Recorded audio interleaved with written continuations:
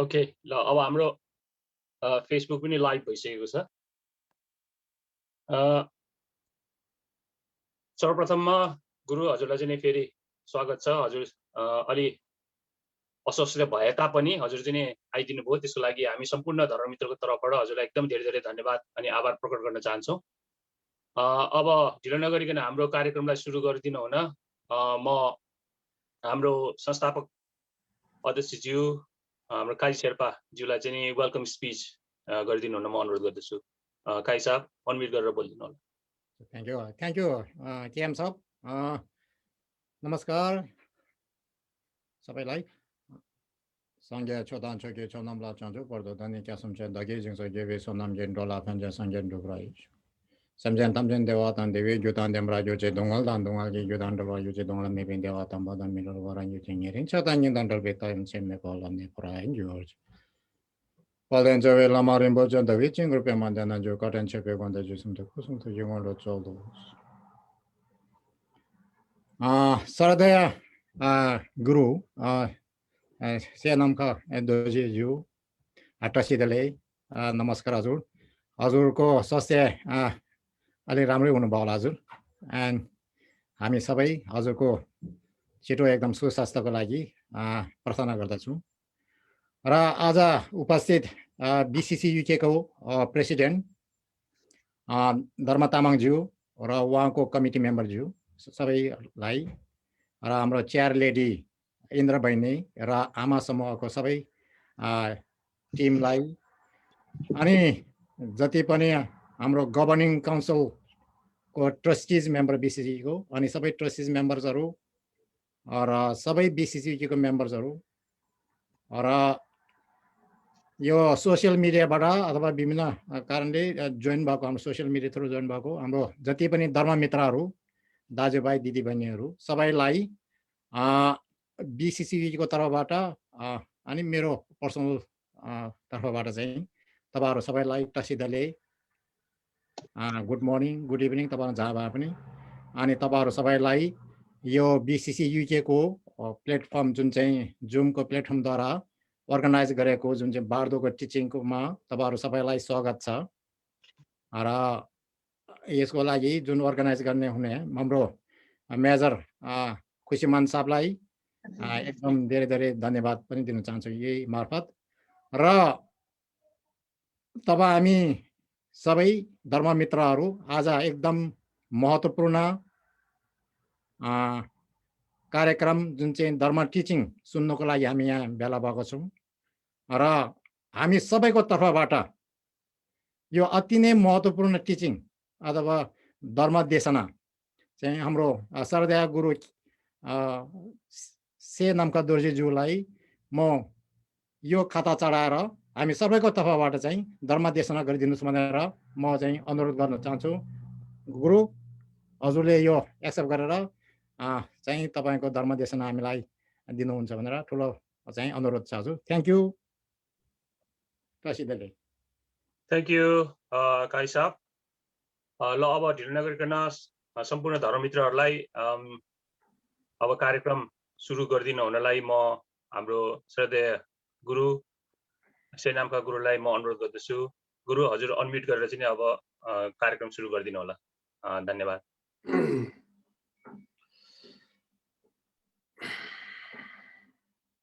Okay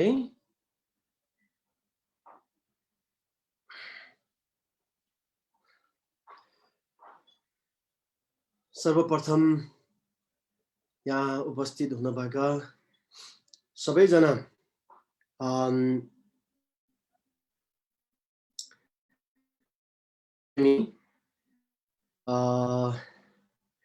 आमा बाबा दाजुभाइ दिदीबहिनी सबैजनालाई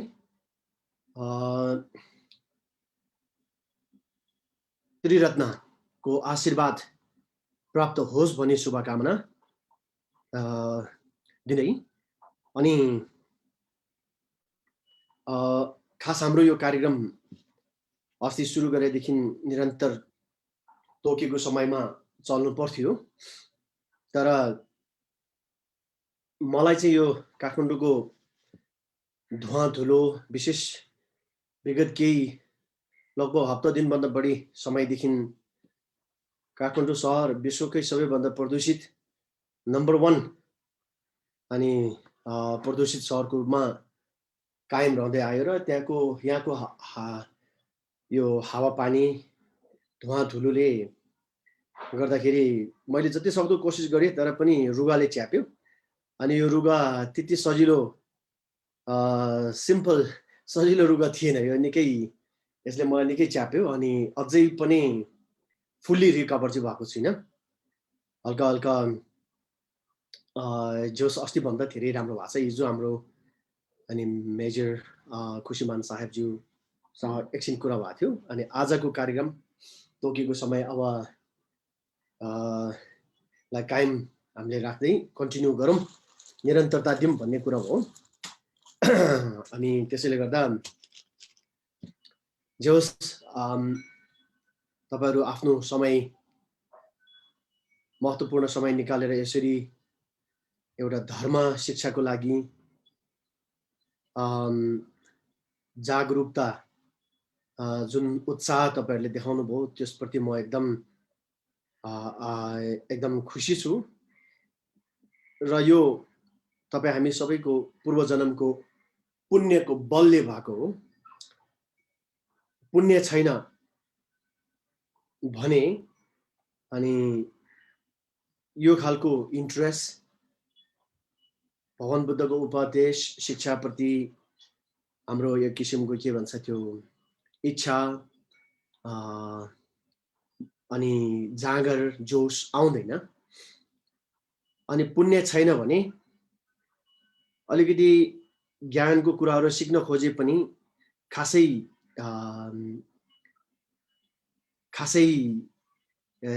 के भन्छ फाइदा भएको जस्तो महसुस नहुने। अनि अलिअलि सिकेको कुरा पनि तुरुन्तै बिर्सिहाल्ने, बिर्सिँदा पनि त्यसको कुनै के भन्छ प्रभाव नहुने मनमा,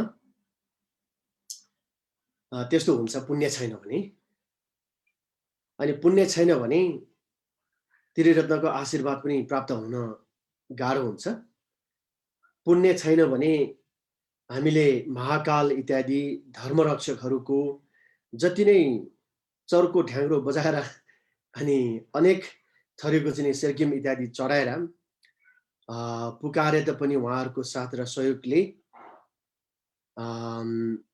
हामी माथि फाइदा जो प्राप्त हुनुपर्ने हो त्यो पनि प्रभावकारी ढङ्गले हुन सक्दैन। त्यसैले धर्मरक्षकको साथ र सहयोग हामीले पाउनु छ भने पनि हामीलाई पुण्य नै चाहिन्छ। र त्यस्तै प्रकारले त्रिरत्नको आशीर्वाद प्राप्त गर्नको लागि पनि हामीलाई पुण्य नै चाहिन्छ। अनि सबैभन्दा महत्त्वपूर्ण कुरा त भगवान बुद्धको उपदेश हो। अनि उहाँको उपदेशको शिक्षा भनेको चाहिँ हामीले सुनेर अनि त्यो विषयमा अध्ययन गरेर, मनन गरेर, चिन्तन गरेर अनि त्यो ज्ञान हामीले चाहिँ हासिल गर्नुपर्ने हुन्छ, पाउनुपर्ने हुन्छ। तर पुण्य छैन भने अनि यो कुराहरू प्रभावकारी ढङ्गमा चाहिँ खासै के पनि हुँदैनन्। त्यसैले गर्दाखेरि तपाईहरुले यसरी चाहिँ समय निकालेर कष्ट गरेर जसरी चाहिँ यहाँ एकदम एउटा जागरुकता इच्छा शक्ति देखाउनु भयो, त्यो साँच्चै नै एकदमै ठुलो पुण्यको फल हो भन्ने मलाई लाग्छ। त्यसकारण त्यसको म अनुमोदन गर्दै तपाई हामी सबैको सामूहिक पुण्यको बलले आज जुन एउटा मङ्गलमय काममा तपाई हामी जो लाग्ने अवसर बनेको छ, यही अवसरलाई भगवान बुद्धहरूलाई, त्रिरत्नहरूलाई अनि पूजा सामग्रीको रूपमा हामीले अर्पण गर्दै चढाउँदै अब आजको यो प्रवचनको कार्यक्रम हामी सुरु गरौँ। र सुरु गर्नका लागि सबभन्दा पहिला शरणगमन र चित्तोत्पाद त्यो एकदमै महत्त्वपूर्ण कुरा हो। शरणगमन तपाई हामी सबैले अब एकैसाथ सबैजनाले गरौँ हात जोडेर। आफू सामु अगाडि भगवान बुद्ध साक्षात उपस्थित हुनुहुन्छ र अनि त्यस्तै प्रकारले अनि बुद्ध रत्न, धर्म रत्न, सङ्घ रत्न, त्रिरत्न साक्षात उपस्थित हुनुहुन्छ भनेर भित्री मनदेखि महसुस गर्ने। उहाँहरूको रूप रङ प्रष्ट रूपमा सम्झिनु भन्दा पनि धेरै महत्त्वपूर्ण कुरा चाहिँ भित्री मनदेखि महसुस गर्नु, उहाँहरूको चाहिँ यहाँ साक्षात उपस्थित छ भन्ने खालको जुन एउटा भित्री मनले महसुस गर्ने कुरा चाहिँ धेरै ठुलो कुरा हो। भित्री मनमा खासै महसुस छैन, तर भगवान बुद्धको रूप आकार चाहिँ तपाईँको अगाडि एकदमै प्रष्टै फोटो हेरे जस्तै गरेर कल्पना गरे तापनि खासै त्यसले त्यति अर्थ राख्दैन। महत्त्वपूर्ण कुरा चाहिँ भित्री मनको श्रद्धाले चाहिँ महसुस गर्नुपर्छ कि उहाँहरू यहाँ उपस्थित हुनुहुन्छ, साक्षात उपस्थित हुनुहुन्छ भनेर।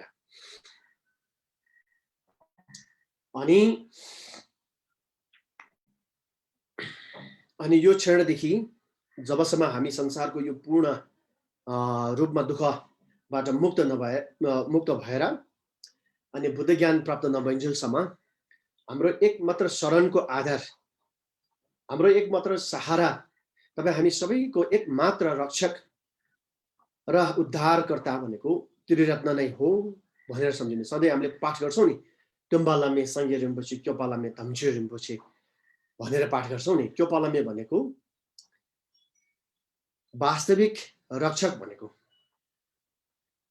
अनि त्यसपछि डेम्बा लामे भन्छौँ नि, क्योपा लामे तुम्बा लामे सुरुमा तुम्बा लामे भन्छौँ हामी। तुम्बा भनेको मार्गदर्शक, बाटो देखाउने। त्यसैले वास्तविक सर्वोत्तम मार्गदर्शन कस्तो मार्ग भन्दाखेरि संसारको दुःखबाट मुक्ति र बुद्ध ज्ञान प्राप्तिको मार्गदर्शन दिलाउने वास्तविक मार्गदर्शक भनेको शास्त्र भनेको को हो भन्दाखेरि बुद्ध रत्न तुम्बा लामे।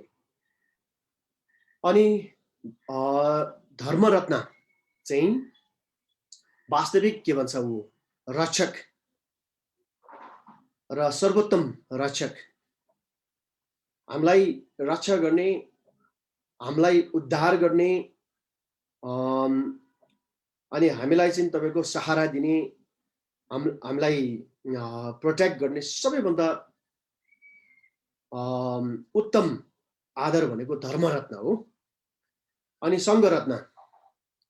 सङ्घरत्नले चाहिँ हाम्रो यो काममा साथ दिने काम गर्छ, मद्दत गर्ने काम गर्छ, त्यो कन्डिसन क्रिएट गर्ने काम गर्नुहुन्छ। त्यसैले गर्दा सङ्घरत्न, त्रिरत्नको यो महत्त्व बुझेर अनि बुद्ध ज्ञान प्राप्त नभइन्जेलसम्मको लागि, त्यो क्षणसम्मको लागि म तपाईँहरूको शरणमा जान्दछु भनेर सम्झिने। मलाई दुःख पर्दा अनि समस्या आइलाग्दा, त्यस्तै प्रकारले सफल हुँदा असफल हुँदा, राम्रो हुँदा नराम्रो हुँदा, छोटकारीमा चाहे जस्तो सुकै परिस्थिति आइलागे तापनि मेरो लागि एउटै मात्र सहारा भनेको तपाईँ त्रिरत्न नै हुन्। तपाईँहरूभन्दा अरू मेरो सहारा र मेरो शरणको आधार अरू कोही पनि छैनन् भन्ने मनले चाहिँ अनि उहाँहरूको शरणमा जाने। अनि हामी के को लागि शरणमा जान्छौँ त भन्दाखेरि अब संसारको सबै प्राणीको हितको लागि नै उहाँहरूको शरणमा जानु हो, है त। अब यो कुराहरूलाई तपाईँले मनमनै एकदम ख्याल राख्दै हामी 3 चोटि अनि बुद्धम शरणम गच्छामि 3 चोटि पढ्छौँ, है त। बुद्धम शरणम गच्छामि, धर्मम शरणम गच्छामि, सङ्घम शरणम गच्छामि, बुद्धम शरणम गच्छामि, सङ्घम शरणम गच्छामि, धर्मम शरणम गच्छामि, सङ्घम शरणम गच्छामि, बुद्धम शरणम गच्छामि, धर्मम शरणम गच्छामि, सङ्घम शरणम गच्छामि।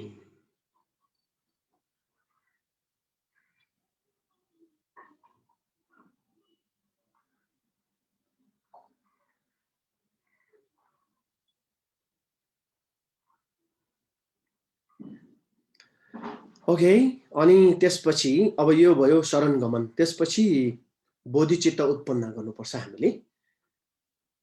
अब धर्म सुन्ने जुन पुण्यको काम हामी गर्न गइरहेको छौँ, यो पूर्ण फेरि संसारको सबै प्राणीहरूको अनि हित, कल्याण होस् भन्नको निम्ति, उनीहरूको उद्धार होस्, उनीहरूको मुक्ति होस् र उनीहरूको अनि सबैले चाहिँ बुद्ध ज्ञान प्राप्त गर्न सकुन् र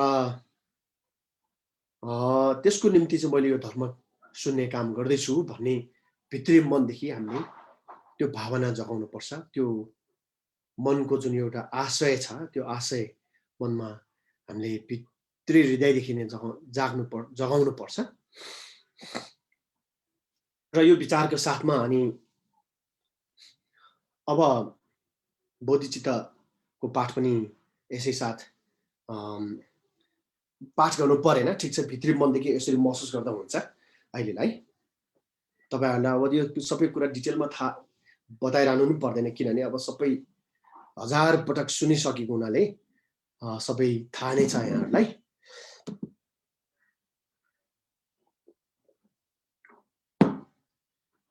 अब आज हामी अब मुख्य हाम्रो विषयमा जाउँ।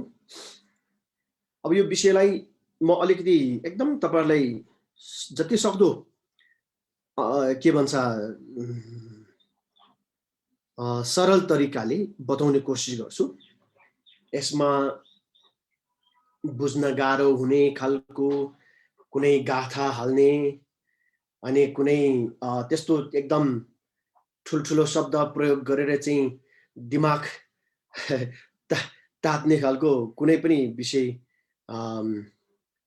मा हामी नजाने गरेर जति सक्दो सरल तरिकाले बुझाउने कोसिस गर्छु। तर अब तपाईहरुले फेरि सजिलोसँग बुझाउनु हुने रहेछ भनेर फेरि ध्यान चाहिँ एकत्रित गर्न सक्नु भएन भने फेरि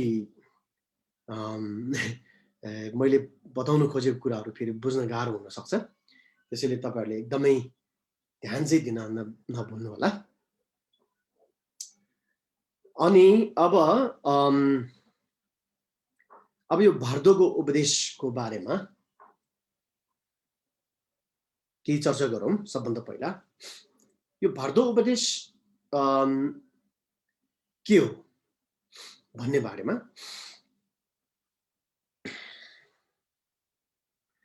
यो भर्दो उपदेश चाहिँ तपाईको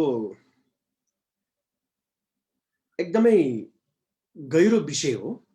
यो एकदमै गहिरो विषय, एक हिसाबले त्यति सजिलोसँग हामीले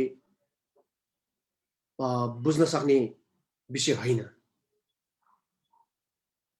किनभने यो भर्दो भन्ने उपदेश चाहिँ भगवान बुद्धको 84,000 उपदेशहरू मध्ये यो सबैभन्दा गम्भीर विषयमा पर्छ यो। किनभने यो मुख्यतः अलिकति मुख्य रूपमा यो चाहिँ कुन बुद्धको कुन उपदेश अन्तर्गत पर्छ भने यो चाहिँ तन्त्र उपदेश अन्तर्गत पर्छ यो। तर यसको मतलब यो होइन कि फेरि सूत्रमा भर्दोको विषयमा भगवान बुद्धले के बताउनु भएको छैन, त्यस्तो होइन। अभिधर्ममा भगवान बुद्धले यो भर्दोको विषयमा केही बताउनु भएको छैन, त्यस्तो होइन, त्यो भन्नु खोजे होइन। भर्दोको विषयमा अभिधर्ममा पनि बताएका छन्, सूत्रमा पनि बताएका छन्। अनि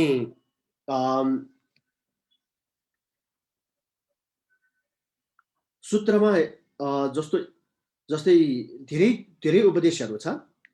तर एउटा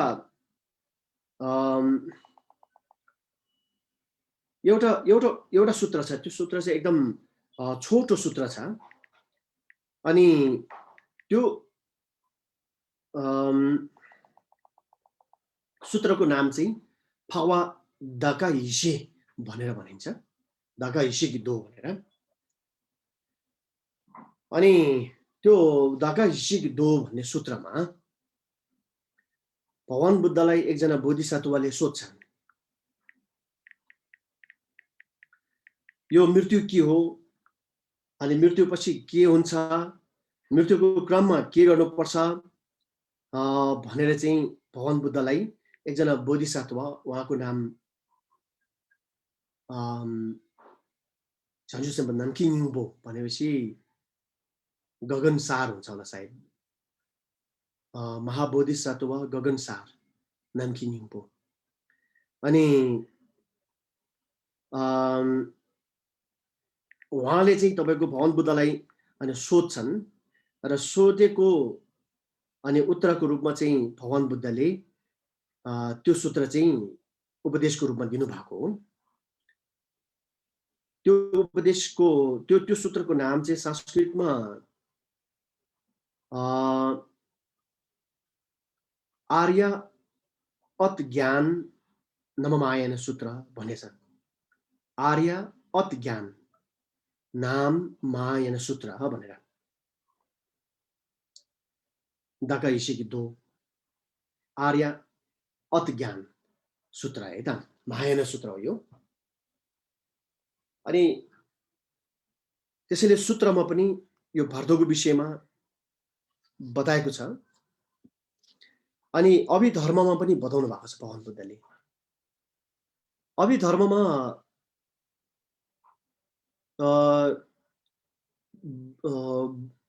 अलिकति बढी कुन विषयलाई समेटेर बताउनु भएको छ भन्दाखेरि अभिधर्ममा हामी मृत्यु भइसकेपछि चौथो भार्दो भनौँ न, हामी अहिले चार भार्दोको चर्चा गर्दैछौँ। हुन त 6 भार्दो हुन्छ। अब यहाँ सपना भार्दो र समाधि भार्दोको हामीले चर्चा गर्दैनौँ। त्यसैले हामी जम्मा 4 भार्दोको विषयमा कुरा गर्छौँ अहिलेलाई। जीवन भार्दो, मृत्यु भार्दो, धर्मता भार्दो र कर्म भार्दो भनेर जम्मा 4 वटा। अभिधर्ममा चाहिँ यो 4 मध्ये चौथो चाहिँ फोर्थ चाहिँ त्यो विषयमा अलिकति बढी केन्द्रित भएर चाहिँ नि बताउनु भएको छ। जस्तै मान्छे मरेर गएपछि उसको अवस्था के हुन्छ, उसको रूप आकार के हुन्छ, उसको अवस्था के हुन्छ, उसले कसरी चाहिँ खाने कुराहरू खान्छन्, कसरी बाँच्छन्, उसले भोग्ने वातावरण के हुन्छन्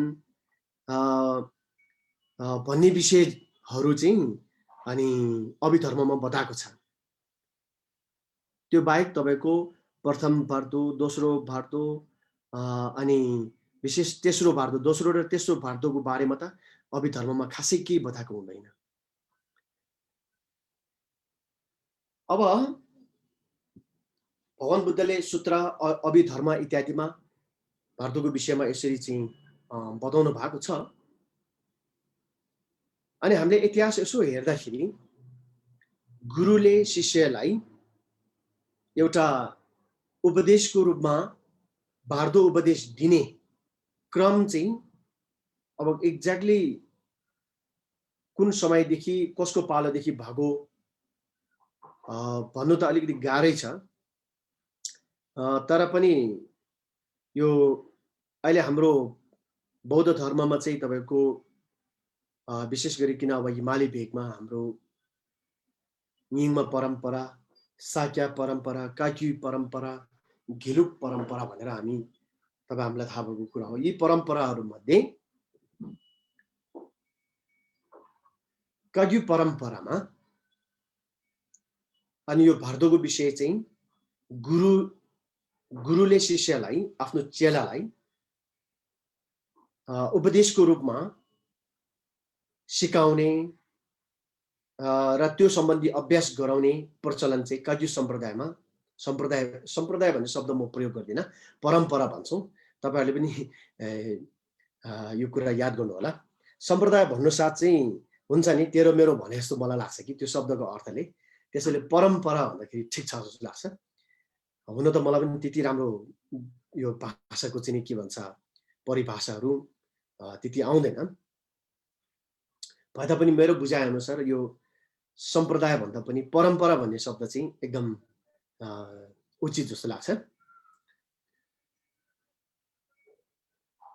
काक्यु परम्परामा अनि त्यसरी गुरुले चेलालाई भार्दो उपदेश दिने र त्यसको अभ्यास गराउने क्रम चाहिँ सुरु भएको एउटा नमुना देखिन्छ। त्यो चाहिँ के हो भन्दाखेरि तपाईँ हामी सबैले सुनेको हिमाली भेगको सिद्धेश्वर भनिन्छ उहाँलाई, महायोगी मिलारेपा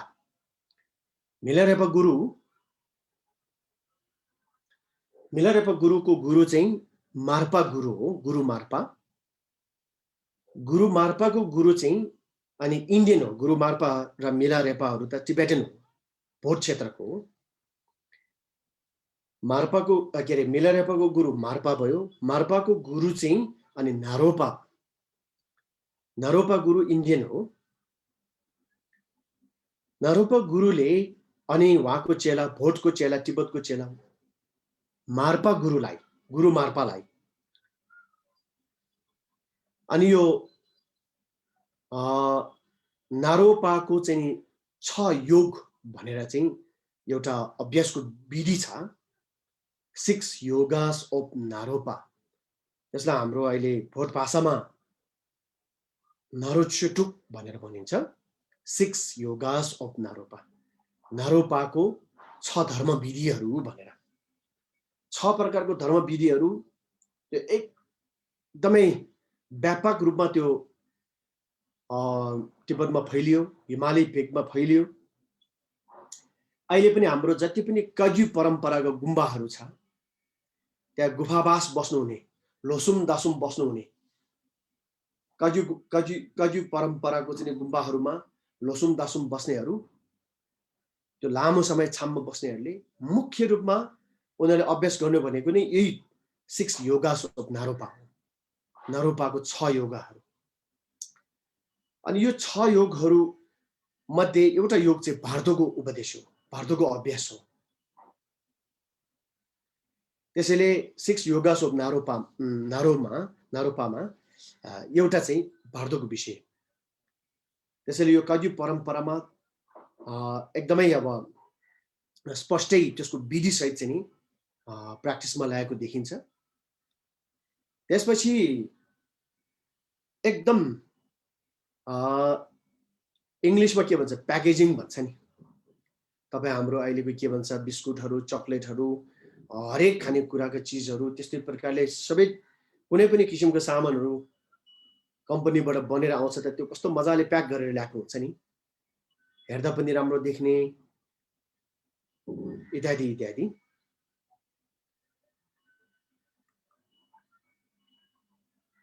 भारतको उपदेशलाई त्यो कम्पनीबाट बनाएको सामान जस्तो रूपमा चाहिँ तपाईँको एकदमै राम्रो प्याकेजिङ गरेर, त्यो पनि कम्प्लिट हुन्छ नि, एउटा विषयमा अलिकति केन्द्रित, बढी केन्द्रित, त्यो विषयमा बढी केन्द्रित, पहिलो भारतको विषयमा बढी केन्द्रित, मात्र तपाईँको तेस्रो भारतको विषयमा केन्द्रित, त्यस्तो होइन कि आंशिक रूपमा होइन, तर सिङ्गो भारतलाई चाहिँ तपाईँको सबैतिरबाट फुल्ली चाहिँ प्याकेजिङ गरेको, समेटेर बनेको उपदेश चाहिँ। अनि यो भारतो थ्योडोल भनेर, भारतो थ्योडोल भनेको चाहिँ श्रावण मुक्ति भनेको, श्रावण भन्नाले सुन्ने र सुने बापत तपाईँको मुक्ति हुने। अनि यो प्याकेजिङ, यो भारतको उपदेशलाई यसरी प्याकेजिङ गर्ने चाहिँ को थियो त भन्दाखेरि महागुरु पद्मसम बाबा। सामान्य रूपमा तपाईँ हामीले उहाँलाई गुरु रिम्पोछे भनेर चिन्छौँ। अनि गुरु रिम्पोछे जब 8औं शताब्दीमा अनि तिब्बत पुग्नुभयो, अनि तिब्बतमा उहाँले भगवान बुद्धको उपदेशको, बुद्ध शासनको अनि सफलपूर्वक पूर्ण रूपमा त्यहाँ स्थापित गर्नुभयो। त्यो क्रममा उहाँले दिनुभएको उपदेशहरू, उहाँले चाहिँ यो भारतको कम्प्लिट प्याकेज उहाँले दिनुभएको थियो। र त्यो उपदेश चाहिँ अब धेरैजनालाई दिनुभयो होला, तर मुख्य रूपमा कसलाई दिएको भन्दाखेरि एकजना उहाँको महिला शिष्यलाई, महिला, अ लेडी डिसाइपल।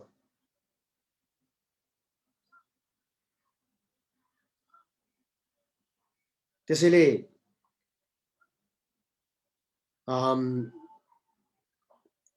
हरेक चाहिँ के भन्छ, भगवान बुद्धको उपदेश, बुद्ध शासन को अभिवृद्धि, बुद्ध शासनलाई चाहिँ स्थापना गर्ने, यसको प्रचार प्रसार गर्ने हरेक कुरामा चाहिँ एकदमै महत्त्वपूर्ण भूमिका खेलेको हामीले इतिहास हेर्ने हो भनेदेखि चाहिँ त्यो भूमिका खेल्नेहरू प्रायः जस्तो महिलाहरू देखिन्छ। अब यो भर्दो थ्योडोलको उपदेश पनि तपाईँ हामी समक्ष अहिले उपलब्ध हुनु पनि एकजना महिलाको देन हो। अनि उहाँ महिलाको नाम के हो भन्दाखेरि चाहिँ डाकिनी हिसे छोक्याल, खान्डो हिसे छोक्याल भन्छ उहाँलाई। उहाँ चाहिँ गुरु रिम्पोछेको डाकिनी पनि हो र उहाँको हरेक उपदेशलाई चाहिँ डकुमेन्टेड गर्ने, त्यसलाई लिपिबद्ध गर्ने, त्यसलाई चाहिँ तपाईँको लिखित रूपमा चाहिँ अनि सुरक्षित रूपमा सम्हाल्ने, संरक्षण गर्ने सबैभन्दा महत्त्वपूर्ण भूमिका खेल्ने भनेको उहाँ नै हो, खान्डो हिसे छोक्याल। त्यसैले यो मुख्य रूपमा चाहिँ अनि उहाँ खान्डोमा हिसे छोक्याललाई गुरु रिम्पोछेले दिनुभएको उपदेश हो र उहाँ खान्डोमा हिसे छोक्यालले यसलाई अनि लिपिबद्ध गर्नुभयो, लिखित रूपमा यसलाई चाहिँ तयार पार्नुभयो। अनि त्यो प्याकेजिङलाई चाहिँ अब केही समयको लागि फेरि अघि मैले सुरुमा भने जस्तो प्राणीहरूको पुण्य पुग्दैन, पुण्य छैन। त्यसैले केही समयको लागि पुण्य नपुगेको हुनाले यसलाई यो उपदेश अहिले प्रचार गर्यो भने कसैलाई पनि यसले फाइदा गर्दैन। त्यसैले यो उपदेशलाई चाहिँ अब हामी गुरु रिम्पोछेलाई भनेर चाहिँ यसलाई अनि सुरक्षित रूपमा तेर्मा उपदेश भन्छ, त्यसलाई निधि उपदेशको रूपमा यसलाई लुकाएर राखौँ, गोप्य राखौँ भनेर। अनि यो भर्दोको उपदेशलाई त्यहाँबाट गोप्य राख्नुभयो। त्यसपछि तपाईँको लगभग 500-600 वर्षपछि अनि बल्ल एकजना गुरु, तेर्तुन गुरु, उहाँको नाम चाहिँ निधिपति गुरु कर्मलिङपा भनिन्छ। अनि गुरु कर्मलिङपाले अनि यो उपदेशलाई गोप्य रूपमा पहिला 8औं शताब्दीमा गोप्य रूपमा राखिएको उपदेशलाई अनि पूर्ण उहाँले चाहिँ प्रचारमा ल्याउनु भयो। त्यो गोप्य अवस्थाबाट निकालेर अनि प्रचारमा ल्याउनु भयो। त्यो भनेको लगभग 13औं शताब्दीको अन्त्यतिरको कुरा हो। र त्यसरी चाहिँ अनि यो भर्दो थ्योडोलको उपदेश अहिलेसम्म तपाईँ हामी समक्ष सुरक्षित छ। तपाईँ हामी माझ अहिले यो उपलब्ध छ। 14औं शताब्दीदेखि अनि यो अहिलेसम्म लोप हुन नदिइकन गुरुहरूले आफ्नो शिष्यहरूलाई यसको विधि, यसको शिक्षा, दीक्षा, अभिषेक सबै दिँदै यसरी चाहिँ सम्हाल्दै आउनु भएको छ। अब यो भर्दो थ्योडोलको प्याकेजिङ जो छ, यो उपदेश जो छ, यो भन्दा तपाईको के भन्छ पूर्ण प्याकेजिङ चाहिँ यो भन्दा यसमा जे होस् हुन्छ नसमेटिएको भनेको भर्दोको उपदेश भनेको के पनि छैन यसमा। त्यसैले यो जतिको एउटा कम्प्लिट प्याकेजिङ चाहिँ भर्दो उपदेश, त्यो भन्दा पहिला न कसैले गर्यो, त्यसभन्दा पछि न कसैले गर्यो। त्यसैले यो भर्दो थ्योडोलको उपदेश चाहिँ सबैभन्दा नमुना प्याकेजिङ मानिन्छ। त यो उपदेश आज तपाईँ हामी माझ सुरक्षित छ। अब यसलाई हामीले चाहिँ खालि एउटा किताबी ज्ञानको रूपमा किताब मात्र पढेर चाहिँ खासै अब के कति फाइदा गर्छ त्यो फाइदा हुन्न त भन्नु मिल्दैन होला, तर खासै त्यति प्रभावकारी चाहिँ फाइदा त नगर्ला। यसको पूर्ण फाइदा लिनको लागि चाहिँ अनि यो सम्बन्धी वाङहरू थापेर अभिषेक लिएर अनि यसको चाहिँ ठिका भन्छ, ठिका भनेको निर्देशन, यो सम्बन्धी तपाईको व्याख्या अनि एउटा परम्परागत गुरु, जुन गुरुमा चाहिँ उहाँको गुरुबाट यसको विषयको चाहिँ व्याख्यान परम्परा प्राप्त गरेको होस्, भएको होस्, हो त्यस्तो गुरुबाट हामीले चाहिँ अब यो उपदेश चाहिँ अनि यसको व्याख्या सुन्ने र अध्ययन गर्यो भनेदेखि चाहिँ अब अहिलेको यो समयमा कलियुग भनौँ न, हामीले सामान्य रूपमा कलियुग भन्छौँ नि, यो समयमा तपाईँ हाम्रो लागि चाहिने उपदेश भनेको नै यही हो, भर्दो भर्दो उपदेश हो। त्यसैले यो एकदमै तपाईँको वज्रयानको पनि एकदमै चाहिँ के भन्छ माथिल्लो तहको अनि उपदेश भएको हुनाले यो एकदम गहिरो विषय हो र एकदम गम्भीर विषय हो। अनि यो खाली चाहिँ मृत्यु पछि के हुन्छ भन्ने कुरामा मात्र सीमित छैन। यो लोकमा के हुन्छ भन्ने कुरामा मात्र सीमित छैन। यो भर्दोको विषयलाई अलिकति गहन रूपमा विस्तृत रूपमा हामीले चाहिँ निहाल्ने हो भने, अध्ययन गर्ने हो भने, यो त तपाईको जुन समयदेखि हाम्रो सुरुवात भयो, तपाईँ हाम्रो जुनसुकै अवस्थामा अहिलेको यो मान्छेको रूपमा, मनुष्यको रूपमा मात्र होइन, योभन्दा अगाडि हामी के थियो होला, कुनै पनि कुनाको के अरे संसारको कुनामा कुनै पनि रूपमा हामी जन्मेको थियो। अनि यो संसारमा प्रथमता हामी जब जन्म्यौँ त्योभन्दा अगाडि हामी कुन अवस्थामा थियो होला, त्योभन्दा अगाडि हामी के थियो होला, हैन? हाम्रो त्यो प्रथम सुरुवाती हो। त्यसैले चाहिँ तपाईको यो सबै विषयमा हाम्रो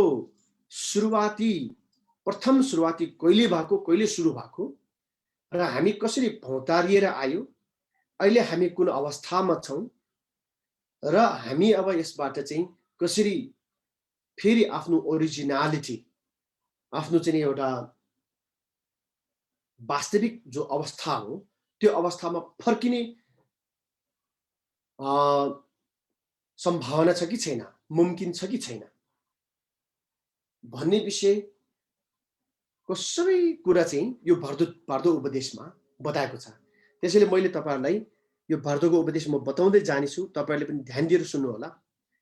तपाईले प्रश्न बुझ्न सक्नुहुन्छ सायद मेरो विचारमा, ओहो हामी त के थिएछ, कहाँ पुगेको रहेछौँ, हामी कस्तो थिएछ, के भएको रहेछौँ, हामी हुनुपर्ने कहाँ जहाँ हो तर कहाँ पुगिरहेको छौँ।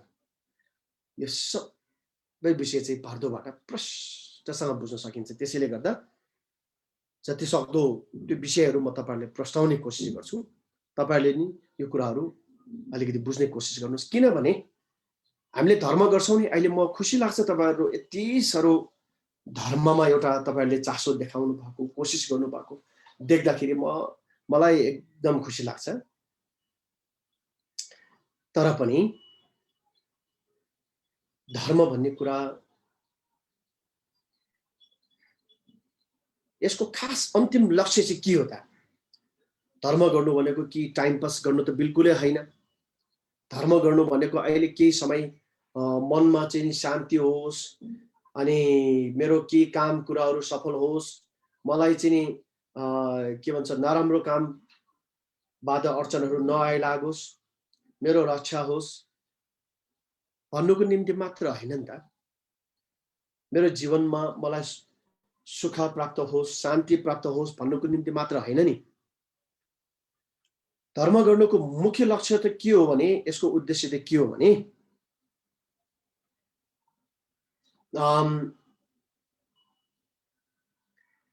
सत्यतालाई बुझ्नु हो। यो कुरा याद राख्नु होला, हाम्रो अन्तिम लक्ष्य भनेको सत्यतालाई बुझ्नु हो। जबसम्म तपाईँ हामीले वास्तविकतालाई बुझ्दैन, सत्यतालाई बुझ्दैन, तबसम्म हाम्रो यो अवस्था जहिले पनि यस्तै हो। आज घाम लाग्छ त भोलि पानी पर्छ, आज हुडी बतास चल्छ त भोलि फेरि अर्कै स्थिति आउँछ। यो क्रम जारी रहन्छ कि।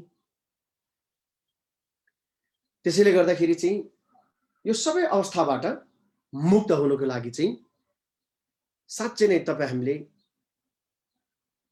वास्तविक सत्यता के हो, वस्तुहरूको वास्तविक अवस्था के हो, अनि त्योभन्दा पनि बढी महत्त्वपूर्ण चाहिँ वास्तवमा म आफू के हो, तपाईँ हामी आफै के हो, यो कुरा तपाईँ हामीले एकदम बुझ्नुपर्छ। हाम्रो लक्ष्य यही हो। जबसम्म तपाईँ हामीले आफैले आफूलाई चिन्दैन, अब अहिले मैले तपाईँ हाम्रो अहिलेको यो अवस्थामा आफैले आफूले चिन्दैन भन्नु खोजेको होइन। अहिले त चिन्छौँ नि हामी आफ्नो आफ्नो बेग्ला बेग्लै नामबाट, म फल्नाको हुँ, मेरो नाम यो हो, मेरो परिचय यो हो, मेरो पहिचान यो हो भनेर हामी आफ्नो बारेमा बताउन सक्छौँ नि त। तर अहिलेको तपाईँ हाम्रो यो चिनारीता जबसम्म यो मान्छे ग्रुपमा हामी बस्छौँ तबसम्मको लागि मात्र हो। जुन दिन हाम्रो यो अवस्था टुङ्गिन्छ त्यसको भोलिपल्टदेखि न हाम्रो अहिलेको भाषाले काम गर्छ, न अहिलेको तपाईँ हाम्रो यो कार्ड के भन्छ, हाम्रो आइडेन्टिटी कार्डले काम गर्छ। हाम्रो कुनै पनि पहिचान चिनारीले त्यतिखेर काम गर्दैन। त्यतिखेर हामीलाई चाहिने भनेको फेरि त्यही हो, वास्तविकताको ज्ञान, सत्यताको ज्ञान। त्यसले हामीलाई साथ दिन्छ। अहिले तपाईँ हामीले प्राप्त गरेको नागरिकता मृत्यु भइसकेपछि त तपाईँ हामीलाई त त्यसको केही काम लाग्दैन। हो त्यस्तो हुन्छ। त्यसैले गर्दाखेरि हाम्रो अन्तिम लक्ष्य भनेको चाहिँ आफूले आफूलाई चिन्नु हो, आफ्नो यथार्थ के हो र वास्तविकता के हो र हाम्रो वास्तविक स्वभाव र अस्तित्व के हो भन्ने कुरा चिन्नु, जान्नु हाम्रो उद्देश्य हो। धर्म गर्नुको मुख्य उद्देश्य हो। र यो उद्देश्य तब सम्भव छ जब हामीले चाहिँ भगवान बुद्धको उपदेशहरू जति सक्दो अध्ययन गरेर, सुनेर, अनि त्यसमा अझ हल्का दिमाग लगाएर चाहिँ अनि पुण्य कमाउँदै, पुण्य र दिमागको चाहिँ दुवै के भन्छ प्रयोगले, कोसिसले चाहिँ अनि त्यो वास्तविकतालाई चाहिँ तपाईँको केलाउँदै, प्रस्ताउँदै र त्यसलाई चाहिँ के भन्छ बोध गर्दै जान्दै जाने कुरा हो, जान्नुपर्ने कुरा हो। त्यसैले गर्दाखेरि यो नेपालीमा के भन्छ थाहा छैन। अहिले तपाईँ हामीले धेरैलाई थाहा छ यो हिप्नोटाइज भन्छ नि। त्यो हिप्नोटाइज भन्ने एउटा थेरापी हुँदो रहेछ। त्यो थेरापीले के गर्दो रहेछ भने कोही मान्छे चाहिँ एकदम मानसिक रोग जस्तो, अब डक्टरकहाँ गयो भने चेक गर्दाखेरि केही नदेखाउने, तर उसको मनमा चाहिँ एउटा यस्तो पीडाले पिरोलिरहेको, जहिले पनि उसलाई सताइरहेको हुन्छ। अनि त्यो विषय चाहिँ तपाईँको कतिपय मान्छेहरूले चाहिँ यो हिप्नोटाइज थेरापी भनेर त्यो थेरापीमा जाँदो रहेछ। अनि त्यो थेरापीमा के गर्दछ भन्दाखेरि हिप्नोटाइज गर्ने व्यक्तिले अनि सुताउँदो रहेछ उहाँ व्यक्तिलाई। अब त्यो पुरै चाहिँ निदाएको पनि होइन, फेरि जागेको अवस्था पनि होइन, हल्का चाहिँ तपाईँको के भन्छ निदाएको अवस्था बनाउँछ। लगभग 20-25% सुताउँछ, उसलाई निदाउँछ। अनि त्यो अवस्थामा लगेर एउटा विधिबाट उसले चाहिँ अनि त्यहाँबाट ल अब तिमी हिजोको अवस्थामा जानु भनेर भन्छ। त्यसपछि अनि बिस्तारै हिजो तिमीले के गर्यो, अब तिमी अस्तिको हप्तामा अस्ति आइतबारको दिनमा के गर्यो, अनि त्यसपछि पोहोर साल, अनि त्यसपछि अब तिमी 10 वर्षभन्दा अगाडिको कुरा सम्झिनु भन्दै भन्दै पर माथि माथि माथि माथि विगतमा त्यसरी लाँदै गर्दो रहेछ कि त्यो हिप्नोटाइज गर्दाखेरि त्यो थेरापीमा। त्यसरी अब तिमी अब योभन्दा अगाडिको जन्ममा जानु, त्योभन्दा अगाडिको अघिल्लो जन्ममा जानु भन्दाखेरि त्यो जन्मसम्मको चाहिँ घटनाहरूलाई स्मरण गराउने, उसलाई त्यसरी त्यो माध्यमबाट चाहिँ यसरी अनि लाँदो रहेछ। र त्यसरी लाँदै जाँदाखेरि चाहिँ अनि केही जन्म अगाडि चाहिँ मानिलिउँ योभन्दा अगाडि 5 जन्म अगाडिको घटना रे एउटा यस्तो दुर्घटना भएको थियो। त्यो दुर्घटनाबाट चाहिँ त्यो व्यक्तिलाई यस्तो चोट परेको थियो। त्यो चोटको चाहिँ के भन्छ पीडा चाहिँ अहिलेसम्म पनि निको भएको छैन। त्यो अब औषधि उपचारले पनि निको नहुने, केही उपाय नलाग्ने। तर उसलाई त्यो हिप्नोटाइज गर्दाखेरि भएको के रहेछ त, 5 जन्म अगाडि चाहिँ यो दुर्घटना भएको रहेछ भन्ने कुराको सत्य तथ्य उसलाई प्रष्ट बुझेपछि त्यो माध्यमबाट उसले चाहिँ यसो पत्ता लगाएपछि चाहिँ अनि त्यहाँबाट फेरि उसलाई फर्काएर ल्याउँदो रहेछ अनि बिउजिन्छ अनि बिउजिँदाखेरि उसको त्यो पीडा ठिक हुँदो रहेछ त्यो हिप्नोटाइजको माध्यमबाट त्यसरी चाहिँ तपाईँको मान्छेलाई उपचार गर्दो रहेछ कि अब त्यसमा गर्ने के होइन औषधि पनि दिँदैन योगा पनि गराउँदैन त्यसमा कुनै केही गर्दैन मन्त्र पनि लाउँदैन झारफुक पनि गर्दैन केही गर्दैन खालि के गर्छ भएको के रहेछ सत्य तथ्य कुरा चाहिँ भएको के रहेछ भन्ने कुरा उसलाई प्रश्न पारिदिएपछि त्यसैमा चित्त बुझेपछि उसको पीडा पनि गयो तब हामीले पनि साथीभाइले कहिले काहीँ धोकाहरू दिएला जस्तो दुःख दिएला जस्तो अनि अगाडि केही काम पछाडि अर्को काम त्यसो गरे जस्तो चाहिँ हामीलाई शङ्का लाग्दाखेरि चाहिँ मलाई केही चाहिँदैन मलाई भएको के हो सत्य तथ्य कुरा भन्छ भन्दैनौँ तपाईँ हामीले अनि उसले सत्य तथ्य कुरा के हो भन्ने कुरा बताइदिएपछि हामी ढुक्क हुन्छौँ नि ए यस्तो पो भएको रहेछ है भनेर होइन त्यसैले यो सत्य तथ्य बुझ्नु भन्ने कुराको यति महत्त्व हुन्छ यसको यस्तो एउटा अर्थ हुन्छ त्यसकारण तपाईँ हामीले जबसम्म आफू के हो भन्ने कुराको तथ्य बुझ्दैन जबसम्म तपाईँ हामी लगायतको यो विश्वको चाहिँ वस्तुहरूको वास्तविक अस्तित्व के हो सत्यता के हो भन्ने कुरा जबसम्म तपाईँ हामीले बुझ्दैन जान्दैन तबसम्म तपाईँ हामी भ्रममा परिरहेको हुन्छौँ अनि भ्रममा परिरहेको हुन्छौँ बुद्धहरूले हेर्दाखेरि केही छैन हामीलाई भएको केही छैन तर हामी चाहिँ आफ्नो भ्रममा परेर यति पीडित यति दुखित यति समस्याग्रस्त भएर बसिरहेको हुन्छौँ फसिरहेको हुन्छौँ त्यसैले गर्दा हेर्नुहोस् तपाईँ हामीले आफूलाई मुक्ति दिलाउने र हामीलाई एउटा बुद्ध अवस्थामा आफूलाई पुर्याउनु छ भने त्यो पुर्याउनेको एउटै माध्यम भनेको वास्तविकतालाई बुझ्नु हो सत्य तथ्यलाई बुझ्नु हो यथार्थलाई बुझ्नु हो अनि त्यो यथार्थ भन्ने कुरा त्यति सजिलोसँग बुझ्न सक्दैन त्यो बुझ्नको लागि तपाईँ हामीलाई अनि पुण्य पनि चाहिन्छ पुण्यको साथ चाहिन्छ त्यसैले पुण्य कमाउँदै अनि ज्ञान सिक्दै पुण्य कमाउँदै ज्ञान सिक्दै यो कुरा सँगसँगै लाँदाखेरि चाहिँ अनि आफ्नो वास्तविकता चाहिँ प्रष्ट हुँदै आउँछ जति प्रष्ट हुँदै जान्छ त्यति तपाईँ हामी ज्ञानी हुँदै जान्छौँ जति तपाईँ हामी ज्ञानी हुन्छौँ त्यति हामी अनि मुक्ति मोक्ष र बुद्धत्वको चाहिँ अवस्थातिर नजिकिँदै जान्छौँ अगाडि बढ्छौँ हो त त्यसैले गर्दा हेर्नुहोस् अब यसमा अब यो भर्दुको विषयमा अगाडि बढ्नुभन्दा अगाडि म तपाईँलाई एउटा कहानी सुनाउँछु एउटा कथा छ यो कथा पनि कसैले त्यतिकै कल्पना गरेर बताएको कुरा होइन यो चाहिँ एकजना महान तीर्थन गुरु उहाँ तीर्थन गुरु चाहिँ भुटानबाट हो भुटानको उहाँ चाहिँ उहाँको नाम चाहिँ तीर्थन कर्मलिङपा तीर्थन पेमालिङपा तीर्थन पेमालिङपाको चाहिँ उपदेशमा अनि एउटा यो कहानी बताएको छ कि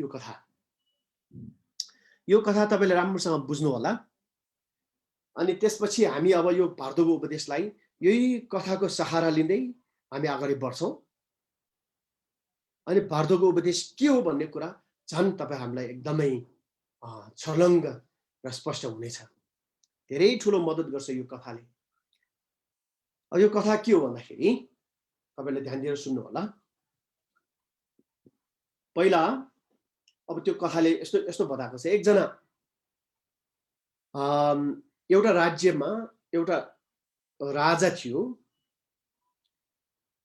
अनि उहाँ राजाको सन्तान भयो राजकुमार जन्म भयो अनि त्यो बाल्यकालमा त्यो राजकुमार चाहिँ सानो बच्चा चाहिँ दरबारभित्र खेल्दै त्यो आँगनमा खेल्दा बिस्तारै त्यो दरबार बाहिरतिर पनि खेल्न आइपुग्यो खेल्दै तपाईँको बाहिरतिर पुग्यो साथमा अन्य चाहिँ तपाईँको अब उहाँको रेखदेख गर्ने मन्त्रीहरू अनि सेवकहरू अनेक थिए हुँदै पनि अब त्यो राजकुमार एकदम चुलबुले अनि एकदमै तपाईको चकचके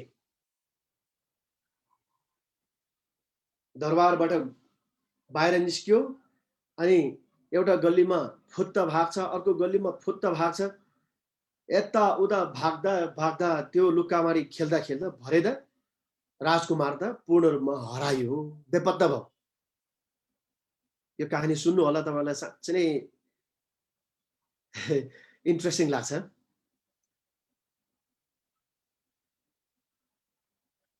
राजकुमार हरायो, बेपत्ता भयो। मन्त्रीहरूले खोजे, सेवकहरूले खोजे, जता त्यता खोजे, कहीँ कतै पनि भेट्न सकेन। त्यो भर्खरको सानो बच्चा अब दरबार फर्किन्छु भनेर जति यता फर्किनु खोज्छ त्यति त्यति हराउँदै गयो, टाढा टाढा हुँदै गयो।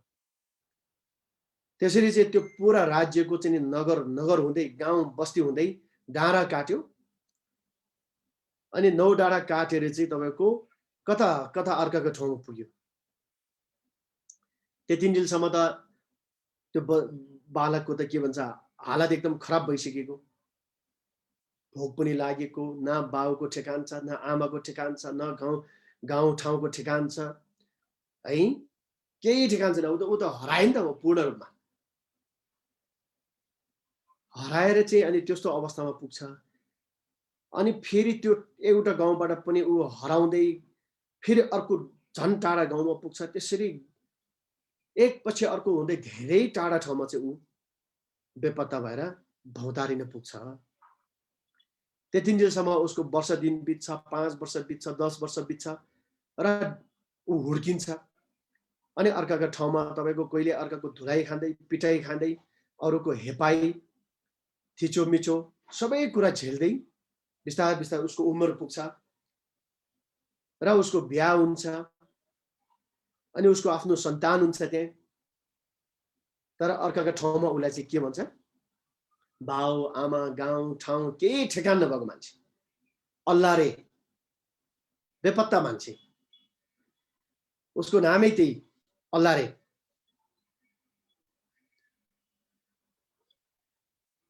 कसैलाई थाहा छैन कि ऊ राजकुमार हो भन्ने कुरा। अरूलाई त परै के को थाहा हुन्थ्यो, ऊ आफूलाई थाहा छैन ऊ राजकुमार हो भन्ने कुरा। उसको आफ्नो वास्तविकता ऊ आफूलाई थाहा छैन।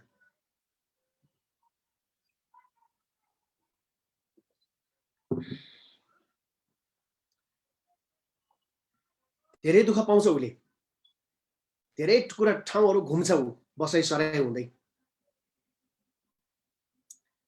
दुःख पाउँछ दुःख पाउँछ दुःख पाउँछ। अनि एक दिन चाहिँ केही मान्छे आउँछन् त्यो ठाउँमा। उसलाई नै अब खोज्नु भनेर त होइन, तर केही मान्छे त्यहाँ आउँछन्।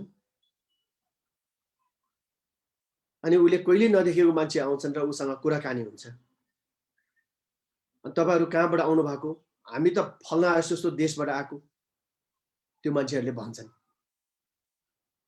अनि तपाईहरु के को लागि आउनुभयो? अनि हामी चाहिँ अब हाम्रो देशमा पहिला हाम्रो राजा थियो, राजाको एउटा मात्र छोरा थियो। अनि राजा बिचारा त्यो एक्लो छोरा सानोमा खेल्ने क्रममा हराइगयो, बेपत्ता भयो।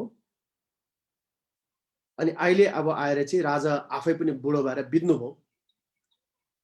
अब उहाँ बित्नु भएपछि उहाँको गद्दी सम्हाल्ने अब कोही नभएपछि कहीँ न कहीँ त अब त्यो हराएको छोरा चाहिँ अहिले त हुर्किएर ठुलो भयो होला, बोल्नु पनि सक्ने भइसकेपछि त पत्ता लाग्ला भनेर हामी चाहिँ उहाँको खोजीमा आएको। कतै तपाईको अनुहार हेर्दा पनि देखेको जस्तो लाग्छ हामीलाई। कहीँ हाम्रो गाउँठाउँको कोही मान्छेसँग मिले जस्तो पनि लाग्छ। तपाईको गाउँ घर कता हो, नाम के हो भनेर सोध्छन् हामी। त्यो राजाको दूतहरूले त्यसरी सोद्धाखेरि चाहिँ अनि उनले के भन्छन् भन्दाखेरि, अब अहिले चाहिँ म यहाँ बसिरहेको छु, मेरो इतिहास लामो छ। वास्तवमा म एउटा टुहुरो हुँ, अल्लारे हुँ। न मेरो बाउको ठेगान छ, न आमाको ठेगान छ। कहाँबाट कसरी आएको केही अत्तो छैन, थाहै छैन, केही कुराको चाहिँ हामीलाई चाहिँ ज्ञान छैन भनेर भन्छ। अनि उनीहरूलाई एकदम झसङ्ग हुन्छ कि त्यो झस्किन्छ त्यो राजाको दूतहरू। यसको त कता कता राजासँग पनि अनुहार मिल्यो अनि अहिले उसको भनाइ बयानबाट पनि ट्याक्कै मिल्न गयो, ल उही हुनुपर्छ हाम्रो राजाको छोरा।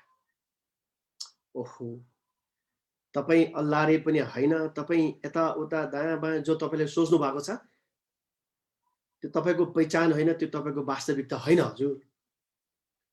हजुर त हाम्रो त्यो हराएको राजकुमार, राजाको छोरो। अब आफ्नो देश सम्हाल्नुको लागि, राजगद्दीमा चाहिँ गद्दी आरोहणको लागि सबै देशवासी पर्खेर बसेका छन्। अब हजुर चाहिँ फेरि फर्किनुपर्छ भनेर चाहिँ त्यहाँबाट उहाँले उनलाई बिन्ती गर्छन्। र ऊ आफैले पनि विचार गर्दै गर्दै अनि सुरुमा त उसलाई विश्वासै लाग्दैन। के भन्छ, मलाई त कता यिनीहरूले त मलाई हेपे हो कि के हो, फेरि कतै यिनीहरूले मलाई मेरो चाहिँ तपाईँको खिल्ली उडाएको कि के हो, उसलाई त्यस्तो लाग्छ, विश्वासै लाग्दैन कि। तर बिस्तारै बिस्तारै अनि ऊ कन्भिन्स हुँदै जान्छ, उसको चित्त बुझ्दै जान्छ अनि हो रहेछ भन्ने कुरा प्रष्ट हुँदै जान्छ। अनि अन्तमा गएर चाहिँ ऊ फिर्ता हुन्छ र राजगद्दी सम्हाल्छ र उसको त्यो दुखी अवस्थाबाट ऊ अनि मुक्त हुन्छ, 81 त्यो अवस्थाबाट मुक्त हुन्छ। अब अघि त्यो भौतारिएर सबैको चाहिँ हेपाएर थिचोमिचो झेल्नु पर्ने, भोग्नु पर्ने त्यो दुखी व्यक्ति 81 चाहिँ तपाईँको सबै गरिब दुखी जनता हेर्ने चाहिँ राजाको रूपमा स्थापित कसरी भयो? वास्तविकता पहिचान गरेर, यथार्थ के हो भन्ने कुराको पत्ता लगाएर।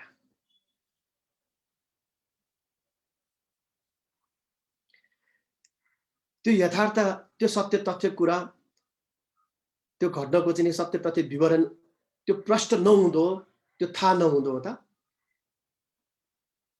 उसको त्यो मुक्ति हुने थिएन कि। अनि उहाँको मुक्ति तब सम्भव भयो जब यो कुरा पत्ता लाग्यो। को होला त्यो राजकुमार?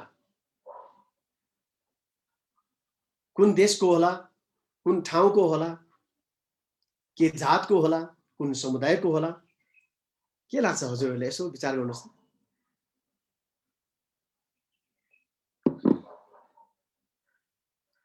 त्यो राजकुमार अहिले तपाईँ हामी आफै माझमा छ अहिले।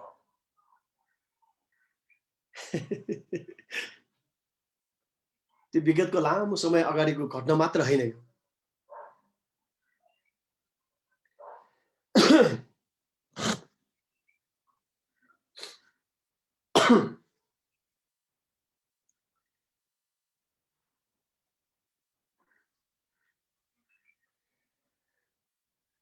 त्यो राजकुमार को हो भन्दाखेरि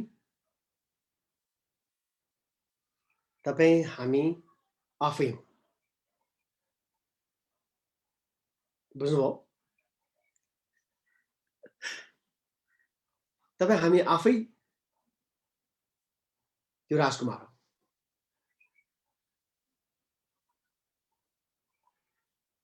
अब कसरी भन्दाखेरि हामी त वास्तवमा तपाईँ हामी सबैको वास्तविक अवस्था के हो त, हाम्रो पहिचान के हो त भन्दाखेरि राजकुमार भने जस्तै तपाईँ हामी सबै वास्तवमा बुद्ध हो नि त। तपाईँ हामी त एकदम हाम्रो वास्तविक तपाईँ हाम्रो स्वभाव त यति निर्मल छ, यति कञ्चन छ, यति शुद्ध छ, यति भद्र छ, यति चाहिँ तपाईँको राम्रो छ।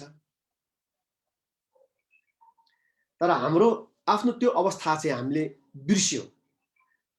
राजकुमार चाहिँ आफ्नो दरबार के भन्छ बिर्सिएर भौतारे जस्तै तपाईँ हामीले चाहिँ आफ्नो बुद्ध स्वभाव, हाम्रो वास्तविक अस्तित्व बुद्ध स्वभाव जो छ, बुद्ध अस्तित्व जो छ, त्यो कुराबाट हामी टाढा हुन गयो।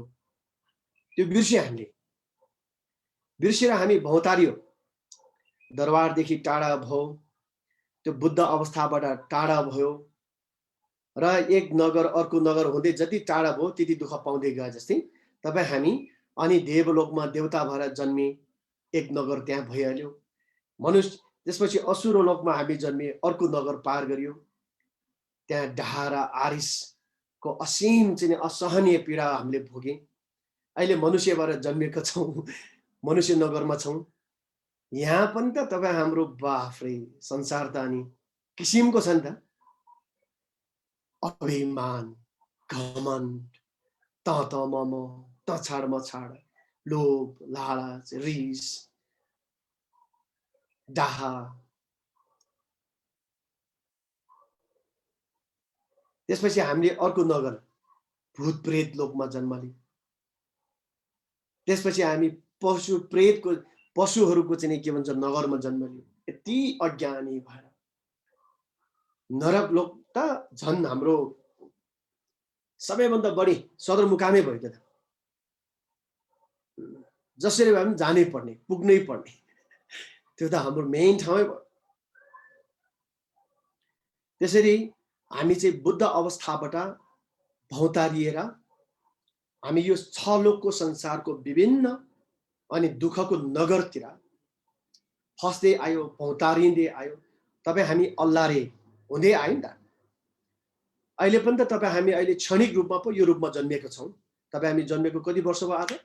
20, 30, 40, 50, 60, 70 कति वर्ष भयो?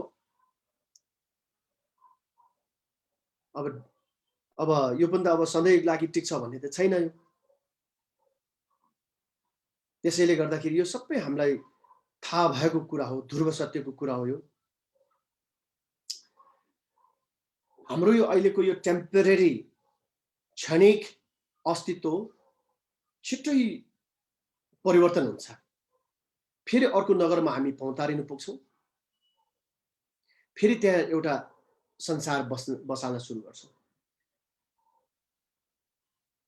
अब त्यो त त्यो चलि नै रहन्छ। तपाईँको अहिलेको यो क्षणिक जीवनमा पनि त हामीले कतिचोटि बसाइसराई गर्नु पर्यो नि त आफ्नो लाइफमा, होइन? जन्मेको कुन ठाउँमा थियो, कुन गाउँमा थियो, त्यसपछि हामी त्यहाँबाट सिफ्ट भएर अन्त पुगे।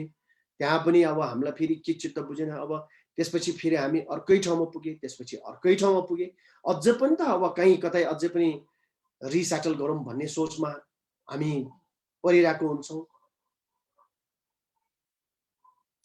त्यसरी भौतारिएको राजकुमार तपाईँ हामी आफै हो, अरू कोही होइन। अब हामीलाई लाग्न थालिसक्यो, ओहो म नेपाली हुँ, त्यसैले गर्दाखेरि मेरो सधैँको चाहिँ के भन्छ थाहा थलो भनेको नेपालै हो, होइन? हामीलाई त्यही लाग्छ, तर यो कुरा ग्यारेन्टी त छैन।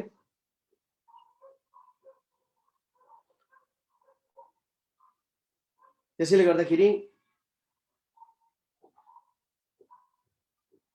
हाम्रो आफ्नो अहिलेको नाम नै हाम्रो वास्तविक पहिचान जस्तो हामीलाई लाग्छ, अस्तित्व जस्तो लाग्छ। आफ्नो लुगा भेषभूषाहरू नै आफ्नो वास्तविक पहिचान जस्तो लाग्छ, संस्कृति जस्तो लाग्छ।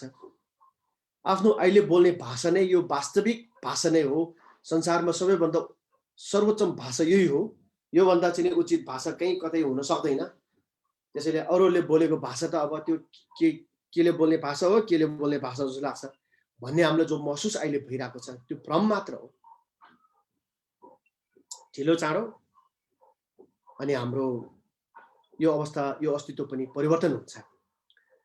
अब हामी यो अवस्थामा यसरी भौतारिरहेको बेलामा हामीलाई ओहो तिम्रो पहिचान यो होइन है, वास्तवमा तिम्रो स्वभाव यो है, तिम्रो अस्तित्व यो हो, तिम्रो वास्तविकता यो हो भनेर चाहिँ खोजी गर्दै आउने व्यक्तिहरू चाहिँ को हुन् भन्दाखेरि हामीलाई सद्मार्गको ज्ञान दिने, सही मार्ग चाहिँ बाटो देखाउने गुरुहरू भनौँ न। अब गुरु भनेको खालि फेरि चिवर भेषभूषा लगाएको हुनुपर्छ भने छैन। गुरु भनेको जुन सुकै रूपमा हुन सक्छ। जे होस्, तपाईँ हाम्रो लाइफमा त्यो एउटा युटर्न त्यो टर्निङ पोइन्ट, त्यो ब्रेकिङ चाहिँ नि तपाईँको पोइन्ट ल्याउनेमा जसले सबैभन्दा चाहिँ नि तपाईँको एउटा टेक्निकल, इन्स्ट्रुमेन्टल र एकदमै चाहिँ महत्त्वपूर्ण भूमिका खेलेको हुन्छ, त्यो गुरु, त्यो व्यक्ति हाम्रो लाइफको गुरु हो। जुन कुराले तपाईँ हामी आफ्नो अस्तित्व, आफ्नो पहिचान खोज्नतिर चाहिँ अलिकति उत्प्रेरित भए, होइन? हो त त्यसैले गर्दाखेरि गुरुहरूको माध्यमबाट हामीले भगवान बुद्धको उपदेशहरू सुन्न थाले। सुन्दै गएपछि त आफ्नो यथार्थता अर्कै रहेछ। म त भौतारिरहेको एउटा अल्लाहले भनेर मैले ठानेको थिएँ, तर वास्तवमा म त त्यस्तो कुनै अल्लाहले भौतारिएको व्यक्ति नभइकन मेरो अस्तित्व त बुद्ध रहेछ भन्ने कुरा प्रष्ट हुँदै जान्छ। त्यसैले यो सत्य तथ्य कुरा जति प्रष्ट हुँदै जान्छ, जति यो कुरा हामीले जान्दै हामी अगाडि बढ्छौँ, त्यति हामी अनि मुक्त हुँदै जान्छौँ। हो त त्यसैले गर्दा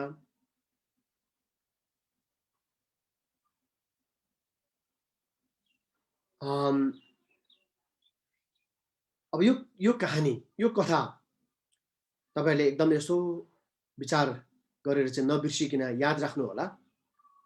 अनि यही कहानीमा हामी अलिकति बढी आधारित भएर यसलाई नै एउटा सहारा मानेर अनि हामी भारतको विषय चाहिँ चर्चा गर्दै अगाडि बढ्नेछौँ।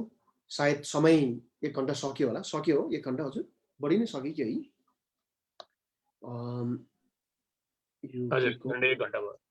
1 घण्टा भयो होला। ठिक छ भनेपछि अब 5 मिनटमा म राख्छु। तपाईहरुको फेरि त्यहाँ लन्च टाइम भयो, भोक लाग्यो होला। अनि अब यो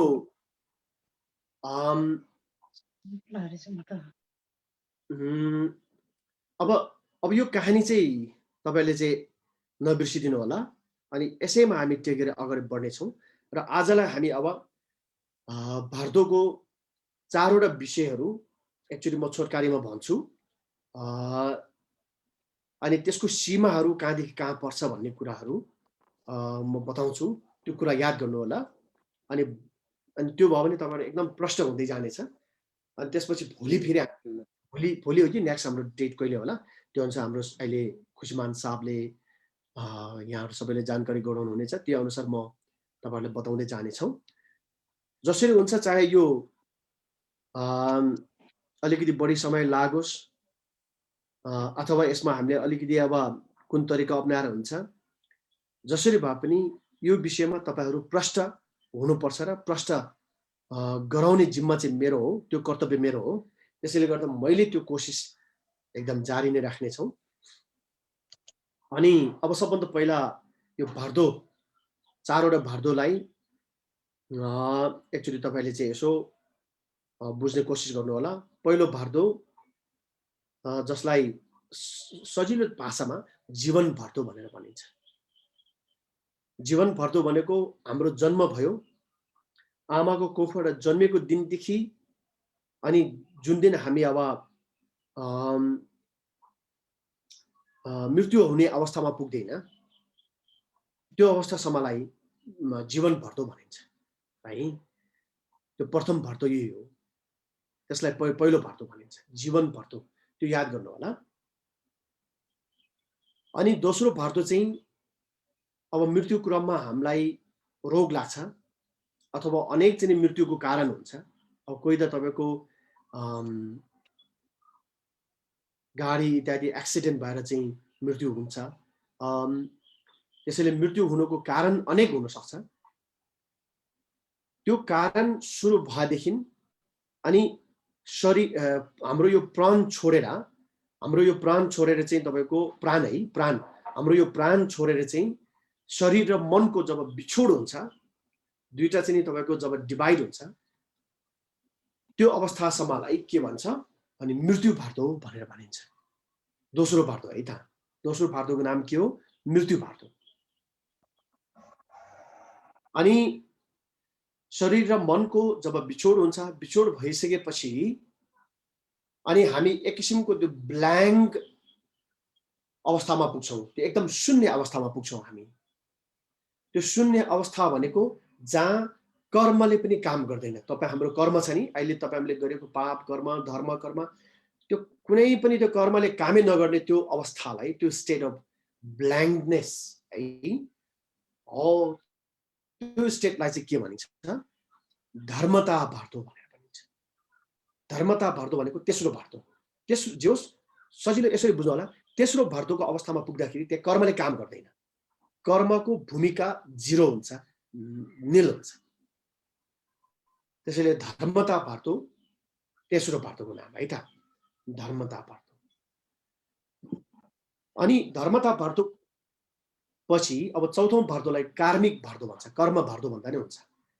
अब कर्म भर्दो, त्यो चौथौं भर्दोलाई किन कर्म भर्दो भयो भने त भन्दाखेरि चाहिँ फेरि हामीले गरेको पाप कर्म र धर्म कर्म, त्यो कर्मले काम गर्न जब सुरु गर्छ, फेरि अब अर्को जन्म लिनका लागि तयारी जब उसको सुरुवात हुन्छ, त्यो कर्म चाहिँ जब तपाईँको एकदम जाग्न सुरु हुन्छ, त्यो कर्मले काम गर्न फङ्सन हुन सुरु गर्छ, त्यो अवस्थादेखि अर्को जन्म नलिइन्जेलसम्मको अवस्थालाई चौथौं भर्दो भनेर भनिन्छ। अब त्यसको सीमाहरू तपाईँलाई प्रश्न भयो, त्यो अनुसार तपाईँले याद गर्नु होला। प्रथम जीवन भर्दो, जो जन्मेदेखि मृत्यु नभइन्जेलसम्मको अवस्था। दोस्रो मृत्यु भर्दो। मृत्यु भर्दो भन्नाले अनि कुनै अब मृत्युको कारण रोग इत्यादि बाट सुरु भएर चाहिँ शरीर र मनको जब बिछोड हुन्छ पूर्ण रूपमा, त्यो बिछोड हुँदाको अवस्थासम्मलाई मृत्यु भर्दो। त्यसरी शरीर र मनको बिछोड भइसकेपछि अनि हामी कर्मले बिल्कुलै काम नगर्ने शून्य अवस्थामा हामी पुग्छौँ, त्यो अवस्थालाई धर्मता अथवा तेस्रो भर्दो। अनि पूर्ण फेरि कर्मले काम गर्न सुरु गर्न थाल्छ, त्योदेखि अर्को जन्म अनि लिइसक्ने, जन्म लिने जुन अवस्था छ, त्यो अवस्थालाई चाहिँ कर्म भर्दो भनेर भनिन्छ। यसरी चाहिँ जम्मा 4 वटा भर्दोहरूको विषयमा अब हामी क्रमशः अनि चर्चा गर्दै जानेछौँ। यो कुराहरू तपाईँलाई अलिकति याद राख्नु होला। र विशेष आजको जुन कहानी मैले जुन यहाँ सुनाएको छु, त्यो कहानी अलिकति गहिरेर तपाईँले बारम्बार एक आपसमा छलफल गर्नुहोस्, सोच्नुहोस्। त्यो कहानी कथा मैले त्यति मिठो भाषामा भन्न सकेन, त्यसलाई अलिकति के भन्छ कलात्मक हिसाबले मैले भन्न सकेन ढङ्गले, तर पनि तपाईँ आफैले एउटा कलात्मक एउटा सोच र चाहिँ कल्पनाको आधारमा त्यो कहानीलाई अझ बढी गहिरिएर चाहिँ त्यसको रस लिने, त्यसको अर्थतिर चाहिँ के भन्छ निहाल्ने कोसिस गर्नु होला। यति भन्दै आजको अनि प्रवचनलाई म यहीँ टुङ्ग्याउँछु। यसरी चाहिँ जति सक्दो भूमिकाहरू बाँध्दै म तपाईँहरूलाई चाहिँ यो विषय चाहिँ एकदम प्रश्न पार्दै जाने कोसिस गर्नेछु। र यसपालि मैले के सोचेको छु भन्दा तपाईँहरूलाई अलिकति बढी कहानी र अनि कथा, त्यो पनि तपाईँको काल्पनिक नभइकन सत्य तथ्य चाहिँ तपाईँको के भन्छ घटनाहरूमा आधारित भएर बढी चाहिँ त्यो कुराहरूमा केन्द्रित हुँदै अनि भर्दोको विषय म तपाईँहरूलाई बताउँदै जाने कोसिस गर्ने मैले सोच बनाएको छु। अनि म त्यो अनुसार तयारी हुँला। यति भन्दै अनि आजको प्रवचनलाई यहीँ रोकौँ।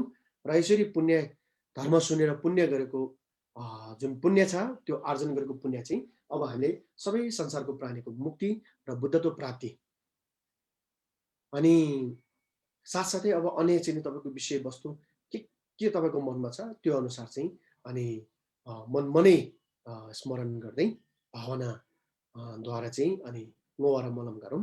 मोह र मलमको लागि चाहिँ अब छोटकारीमा जसरी महागुरु पद्मसम्भव गुरु रिम्पोछेले पुण्यहरू मोह र मलम गर्नु भएको थियो, त्यो अनुरूप मेरो चाहिँ मैले कमाएको पुण्य पनि अनि पुरा भएर जाओस् भनेर भित्री मनले त्यति महसुस गरे हुन्छ। र पाठको रूपमा सोनाम दि थम्जे सिपनी त्यो पाठ एक्चुअली गरौँ है त। सोनाम दि थम्जे सिपनी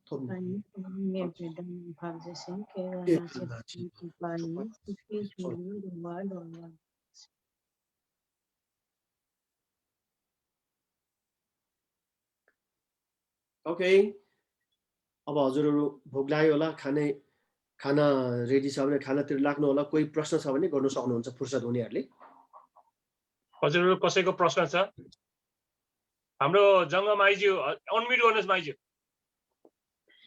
अनम्युट गर्नुहोस्। अरूलाई चाहिँ मैले म्युट गरेँ है। तपाईँहरू जसको प्रश्न छ त्यसले हात उठाउनुहोस्। मैले आस्तिको सोध्नु मन लाग्थ्यो। गुरु नमस्ते, सेवा ढोक गुरु, सबै हजुर, धर्ममित्रहरू, सबै सुनिरहनु भएकोहरूलाई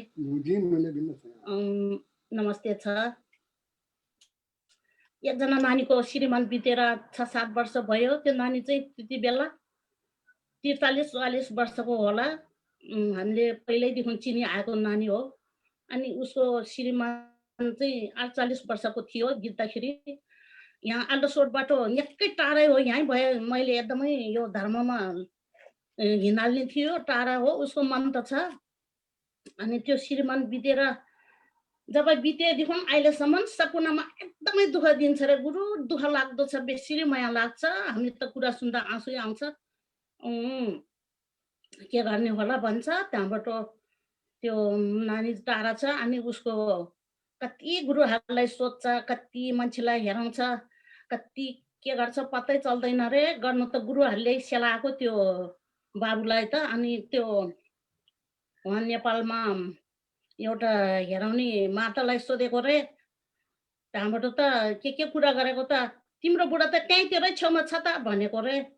त्यहाँबाट हो त्यस्तो कुराहरू गर्छ। अनि त्यो बिचरा त्यो नानीलाई देखेर एकदमै माया लाग्छ। जहिले पनि त्यस्तो कुराहरूले मलाई एकदमै कल्पना हुन्छ। सपनामा दुःख दिन्छ। मैले भन्यो नि त अघि, सपनामा चाहिँ अहिलेसम्म स्टिल बेसी दुःख दिन्छ रे। अनि हो त्यस्तो कुराहरू गर्छ गुरु। त्यही भएर के गरेर हुने होला भनेर त्यसरी मैले सोध्नु खोजेको गुरु। उसले सोध पनि भनेको थिइनँ। मैले सोध्नु मन लागेर अस्तिको हप्तामा सोध्नुलाई म तयार भइदिएको। म त दाँत मार्नु गएको त तपाईँहरू त प्लस भइसकेछ। थ्याङ्क यू गुरु। त्यही हो गुरु मेरो प्रश्न। हुन्छ। हाम्रो जङ्गा हजुर दिदी, हजुर हजुर गुरु। म तपाईँको यहाँ गुम्बामा उन चाहिँ आमा हो नि गुरु। तपाईँले चिन्दैन भन्नुहुन्छ। एकचोटि देखेर मैले चिन्नु सक्दैन भन्छ। एकदम माफ गर्नु होला। म चाहिँ एकदमै यो के भन्छ, आज भेटेको मान्छे भोलि नै बिर्सिने त्यस्तो छ एकदमै। अनि तपाईँहरू सबै हेर्दा देखिएको पक्कै हो। अनि फेरि यसरी अब याद हुँदैन कहिलेकै। अब बल्ल यहाँ हाम्रो इन्द्र दिदी देखियो, बिचरा दिदी। ओके। अनि ओके, एनिवे हाम्रो हजुरलाई मैले अब के भन्छु भने, सबभन्दा पहिला त म एकदम तपाईँलाई हृदयदेखि नै के भन्छ, एक किसिमको एप्रिसिएसन भन्छ नि इङ्ग्लिसमा, के भन्छ नेपालीमा हजुर एप्रिसिएसनलाई? त्यो चाहिँ एकदम खुसी लाग्यो। तपाईँको जुन सद्भावना छ उहाँ बहिनीप्रति, उहाँको पीडा दुःख समस्या देखेर उहाँप्रतिको सद्भावना जो तपाईँले राख्नु भएको छ उहाँमाथि एउटा, यो एकदमै राम्रो कुरा। त्यसैले म यो हेर्न पाउँदा एकदम आनन्द लाग्यो। तपाईँलाई म सबभन्दा पहिला चाहिँ त्यसको लागि धन्यवाद भन्न चाहन्छु। अब उहाँ बहिनीलाई त्यो बिचरा, अब हुन त हामीले कसैको दायाँ बायाँ भन्नु मिल्दैन, भए पनि अब यता हेराउने उता हेराउने गर्यो भने अनि खालि त्यस्तो कुराहरूले चाहिँ झन् झन् उहाँलाई डिस्टर्ब गर्ने बाहेक खासै समाधान निकाल्ने मान्छे आउँदैन, त्यस्तो मान्छे पाउँदैन सायद। त्यसैले गर्दा त्यतातिर दायाँ हेर्ने बायाँ हेर्ने कोला सोध्ने गर्नुभन्दा पनि अब उहाँ र उहाँको हस्बेन्डको पूर्व जन्मको उहाँहरूको कर्मले गर्दा यो जन्ममा एउटा हस्बेन्ड वाइफको रूपमा चाहिँ सम्बन्ध भयो। त्यो उहाँहरूको पूर्व जन्मको कर्मको सम्बन्ध हो। अनि अब त्यो कर्म कहिले अब एक आपसमा ऋण तिर्नलाई चाहिँ सम्बन्धमा आएको हुन्छ, कहिले चाहिँ तपाईँको ऋण लिनलाई चाहिँ सम्बन्धमा आएको हुन्छ। अब त्यो हाम्रो व्यक्ति विशेषको कर्मको विषय भएको हुनाले यही हो भनेर एक्ज्याक्टली हामीले ठ्यामेर भन्न सक्दैन। तर उहाँको अवस्थाबाट हामीले के बुझ्न सकिन्छ भने प्रष्ट रूपमा उहाँको अब हस्बेन्ड बित्नुभयो बिचरा, उहाँमा कति पीडा छ भन्ने कुरा तपाईँ हामीले के भन्छ कल्पना गर्न सक्छौँ। जुन परिस्थितिमा उहाँ अहिले गुज्रिरहनु भएको छ, यसबाट के बुझ्न सकिन्छ भन्दाखेरि त्यो एउटा ऋण भन्छ नि, कर्मको ऋण, यो कर्मको ऋणले गर्दाखेरि चाहिँ अनि सपनामा देख्ने अनि विपन्नमा पनि एकदम अशान्त हुने, एकदम तपाईँको के भन्छ तनाव दिने अनेक चाहिँ त्यस्तो खालको समस्या हुनेहरू चाहिँ यो कर्मको ऋण चाहिँ पक्कै हो। त्यसैले गर्दा अब उहाँको लागि के गर्न सकिन्छ भन्दा हामीले अनेक विषयहरू गर्न विधिहरू गर्न सकिन्छ, तर सबभन्दा राम्रो चाहिँ के हो भन्दाखेरि उहाँ बहिनीले अब सकेसम्म सपनामा जे जस्तो देखेर पनि के होला के हुने होला भनेर चाहिँ अत्तालिनु भन्दा पनि मनमा एक किसिमको करुणा जगाउने अनि भगवान बुद्ध प्रति आस्था राख्ने र जति सक्दो आफूले जानेको ज्ञानको आधारमा उहाँको बितेर जाने अनि हस्बेन्डको चाहिँ उद्धार मुक्ति होस् भनेर भित्री भित्री मनबाट चाहिँ भावना गर्ने। अनि यता यहाँ त्यसको लागि हामीले अब सुरहरू गर्यो भने एकदम राम्रो, तर सुर चाहिँ राम्रो गुरुले अनि विधि पुऱ्याएर गर्यो भने त्यो एकदम प्रभावकारी हुन्छ। त्यसैले उहाँको के भन्छ त्यो हस्बेन्डको नाम चाहिँ के हो? त्यो सोधेर मलाई एक्चुअली खबर गर्नु होला। यता हामीले चाहिँ सुरको पूजाहरू एकदम अटुट रूपमा गरिरहेको हुन्छौँ, त्यसैले उहाँको नाममा अनि एउटा सुर गर्ने बेलामा हामी उहाँलाई विशेष सम्झेर चाहिँ प्राथमिकताका साथमा त्यो सुरको पूजा गरिदिउँला। त्यो गरेपछि पनि उहाँलाई फाइदा हुन्छ। तपाईँहरूले पनि जहिले पनि जस्तो अहिले हजुर जो प्रश्न गर्नुभयो मलाई, तपाईँले पनि आफ्नो माने मन्त्र जप्दाखेरि, पाठ प्रार्थना गर्दाखेरि, पुण्यको काम गर्दाखेरि पनि अनि उहाँ मृतकलाई सम्झेर, उहाँ बहिनीको पीडालाई सम्झेर अनि उहाँहरूको समस्या समाधानको लागि, उहाँहरूको चाहिँ के भन्छ कल्याणको लागि तपाईँले चाहिँ यसो सम्झेर चाहिँ पुण्यहरू अनि मुवा गर्न सक्नुभयो भने त्यसले पनि फाइदा गर्छ। त्यसैले यहाँ आज जति पनि प्रवचनमा आउनु भएको छ, जो कोहीले पनि अहिले उहाँको यो प्रश्न सुन्नुभयो, तपाईँहरूले आफ्नो दैनिक चाहिँ धर्म अभ्यासको क्रममा अनि तपाईँहरूले पनि उहाँको लागि चाहिँ मलमहरू गरिदिनु होला। यसले एकदम मद्दत गर्छ हजुर। त्यसैले उहाँको लागि यो सुरहरू गरेको एकदम राम्रो है त हजुर। धन्यवाद गुरु, धेरै धेरै थ्याङ्क यू गुरु। अब यहाँ एकजना हाम्रो गुप्तमान सोल्टी उहाँले हात उठाउनु भएको छ, तपाईँ अनम्युट गरेर प्रश्न सोधिदिनु सोल्टी। हस्, थ्याङ्क यू सोल्टी। नमस्ते गुरु, म यहाँ ब्रेकन वेल्सबाट गुप्तमान गुरुङ बोल्दैछु। म एकदमै नयाँ हो यो फोरममा गर्दा, सायद मेरो प्रश्न चाहिँ हजुरहरूलाई एकदम नाइभ लाग्ला। अघि सुरुमा हजुरले भन्नुभएको थियो यो धर्म आदि धर्म भनेर, त्यो आदि धर्म भन्ने मैले अलिकति सुनेको थिएन र अलिक बुझ्न सकेन। त्यसको विषयमा अलिकति वर्णन गरिदिन सक्नुहुन्छ कि? ओके, राम्रो हजुर, एकदम राम्रो। तपाईँको प्रश्नको लागि धन्यवाद। अनि अब यो भगवान बुद्धले चाहिँ दिनुभएको उपदेश भनेको विभिन्न किसिमको छ हजुर।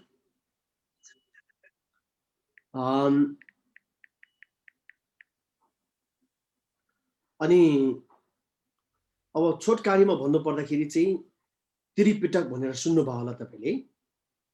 सूत्र पिटक, अभिधर्म पिटक र विनय पिटक भनेर भगवान बुद्धको सबै उपदेशहरू यो तीनटा पिटकमा चाहिँ नि समेटिएको हुन्छ। अनि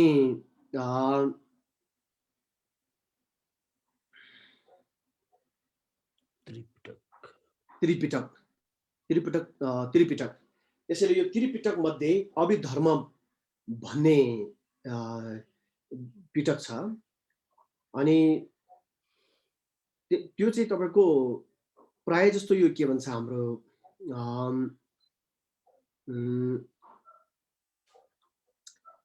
अब यसको मेन सब्जेक्ट भनेको यही हो, के भन्छ प्रज्ञा भन्दाखेरि अब इङ्ग्लिसमा के भन्छ त्यसलाई विजडम भनेर ट्रान्सलेट गरिएको छ।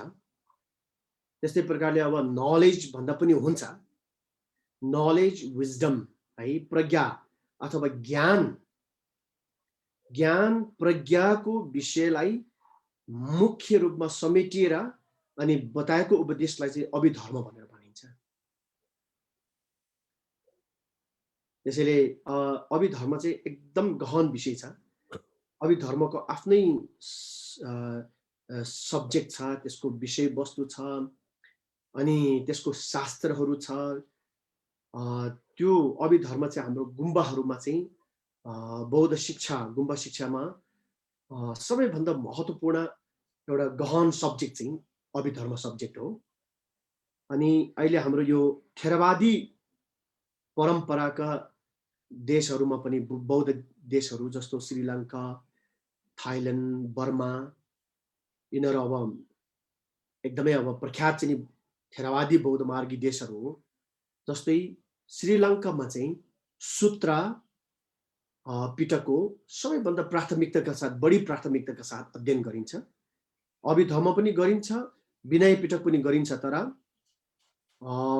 सूत्र पिटक चाहिँ सबैभन्दा बढी प्राथमिकता दिएर चाहिँ अध्ययन गर्ने भनेको श्रीलङ्का हो।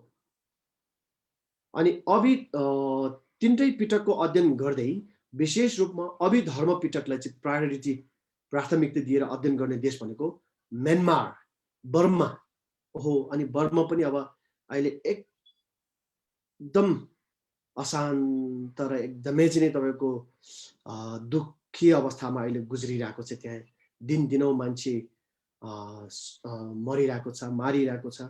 त्यसैले तपाईँहरूले साँच्चै नै बर्माको लागि पनि एकदम आफ्नो प्रार्थनाहरूमा स्मरण गरिदिनु होला। अनि थाइल्यान्ड चाहिँ तपाईँको विनय पिटक, त्रिपिटक मध्ये तिनटै पिटकको अध्ययन गरिन्छ र विशेष अनि प्राथमिकता चाहिँ तपाईँको विनय पिटकलाई अनि बढी प्राथमिकता दिएर चाहिँ अध्ययन गर्ने ठाउँ भनेको थाइल्यान्ड हो। जो छोटकारीमा भन्दाखेरि चाहिँ शील पालन, शील आचरणको कुराहरूलाई बढी प्राथमिकता दिएर बताएको उपदेशलाई विनय पिटक भनिन्छ। अनि भगवान बुद्ध र उनका चेलाहरूको बिचमा प्रश्न उत्तरको रूपमा, कहानी कथा र गाथाको रूपमा बताएको चाहिँ प्राय त्यो कुराहरूलाई चाहिँ बढी प्राथमिकताका साथमा बताएको उपदेशहरूलाई चाहिँ सूत्र पिटक भनिन्छ। अनि त्यस्तै प्रकारले के भन्छ, विशेष गरिकन मेडिटेसन भन्छौँ नि अहिले इङ्ग्लिसमा, समाधि, ध्यानलाई चाहिँ एकदम बढी प्राथमिकताका साथ चाहिँ अनि बताएको विषय भनेको चाहिँ सूत्र पिटक हो। अनि प्रज्ञा अथवा ज्ञान, नलेज, विजडमलाई चाहिँ प्रायोरिटीको साथमा दिएको उपदेशलाई चाहिँ अभिधर्म पिटक भनेर भनिन्छ। हजुर, हस् हस्, धेरै धेरै धन्यवाद जी। थ्याङ्क यू गुरु। अब एकजना हाम्रो अर्को एकजना प्रश्नकर्ता हुनुहुन्छ, उहाँ मेजर हितमान। हजुरले अनम्युट गरेर उहाँको प्रश्न राखिदिनुहोस् प्लिज।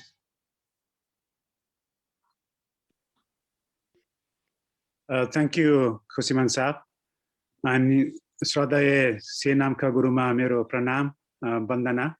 साथै जुम र फेसबुक लाइभमा जोडिनुभएका सम्पूर्ण धर्ममित्रहरूमा मेरो नमस्कार अनि गुड आफ्टरनुन। मेरो दुईवटा जिज्ञासा भनौँ कि प्रश्न भनौँ, म गुरु समक्ष राख्न चाहन्छु। पहिलो यो जिज्ञासा नै भनौँ यसलाई। हजुरले भन्नुभयो यो भाद्रो चाहिँ सूत्रमा पनि अनि अभिधर्ममा पनि यसलाई चाहिँ पाइन्छ, यसमा समेटिएको छ र यो एकदमै एउटा गहन महत्त्वपूर्ण विषय पनि हो हजुरले भन्नुभयो।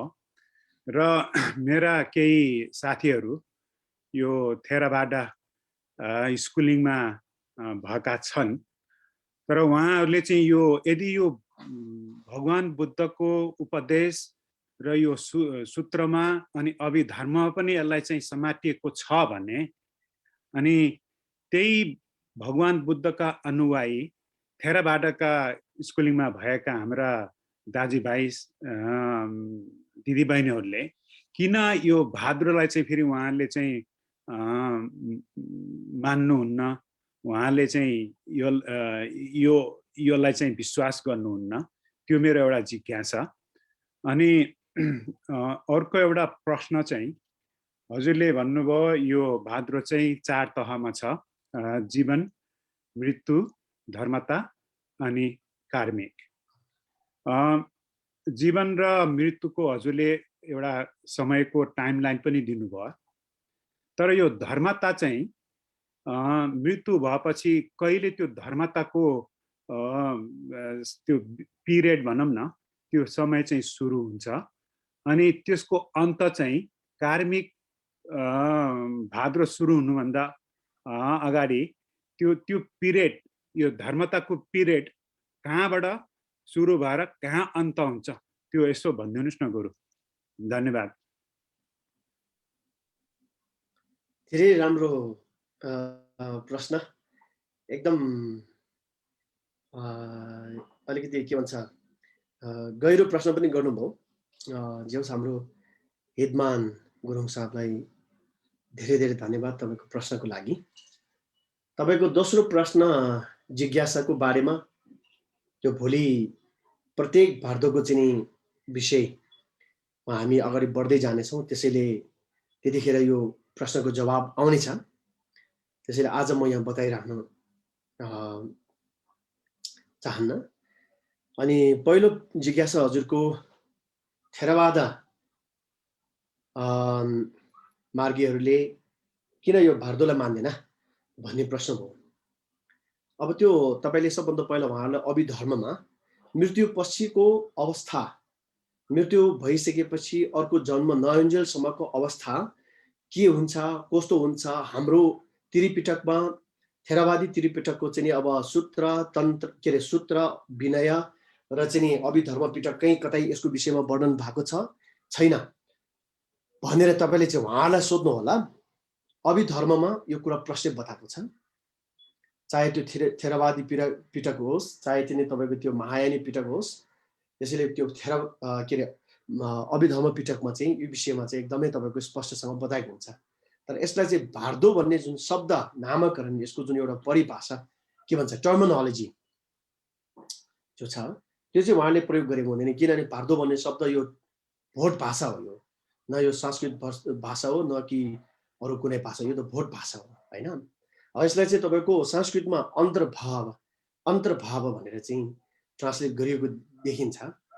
अब थेरवादी भाषा प्रायः जस्तो तपाईँको यो पिटकहरू चाहिँ प्रायः जस्तो पाली भाषामा भएको हुनाले अनि हल्का यसमा चाहिँ डिफ्रेन्ट टर्म र टर्मिनोलोजी हुनसक्छ। तर थेरवादी त्रिपिटकमा पनि अभिधर्ममा विशेष गरिकन यो विषयमा चाहिँ तपाईँको वर्णन गरेको हुनुपर्छ। 1, 2, 3 त्यो मेरो ग्यारेन्टी। हजुरले चाहिँ तपाईँको सम्बन्धित चाहिँ नि त्यहाँ विद्वानहरूलाई सोध्नु होला। अनि अब यो जीवन भार्दो, मृत्यु भार्दो अनि भार्दोको जुन एउटा 4वटा विषयवस्तुहरू छ, त्यो त तपाईँ हामी आफैले एउटा रियालिटीलाई यसो विचार गरे तापनि यो भइरहेको अवस्था हो। अनि त्यसैले अब त्यो सम्बन्धी तपाईँले चाहिँ तेस्रो भार्दोको जुन टाइम लाइन छ, सुरु कहिले हुन्छ र अन्त कसरी हुन्छ, त्यो विषयमा चाहिँ पछि अब यो विषयमा आउँदै अगाडि बढ्दै जान्छौँ, त्यतिखेर म समेट्नेछौँ। थ्याङ्क यू गुरु। ल अब समय पनि एकदमै गइसक्यो हाम्रो, झन्डै अब करिबन हामी जोइन भएको त झन्डै 2 घन्टा नै हुन लागिसक्यो।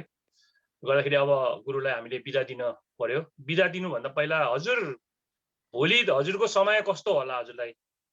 हुन्छ, भोलि गर्न सकिन्छ, निरन्तर गरौँ। तर कस्तो छ भने अब हाम्रो फेरि अर्को टिचिङ पनि छ, गर्दाखेरि हामीले 10 बजे सुरु गर्न सकिन्छ, हजुरलाई मिल्छ?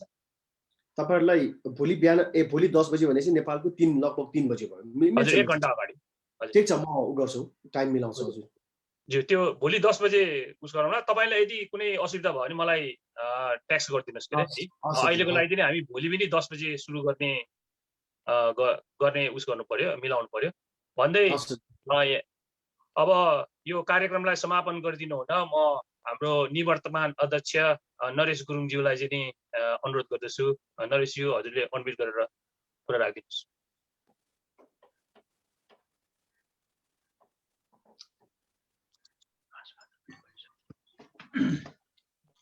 धन्यवाद।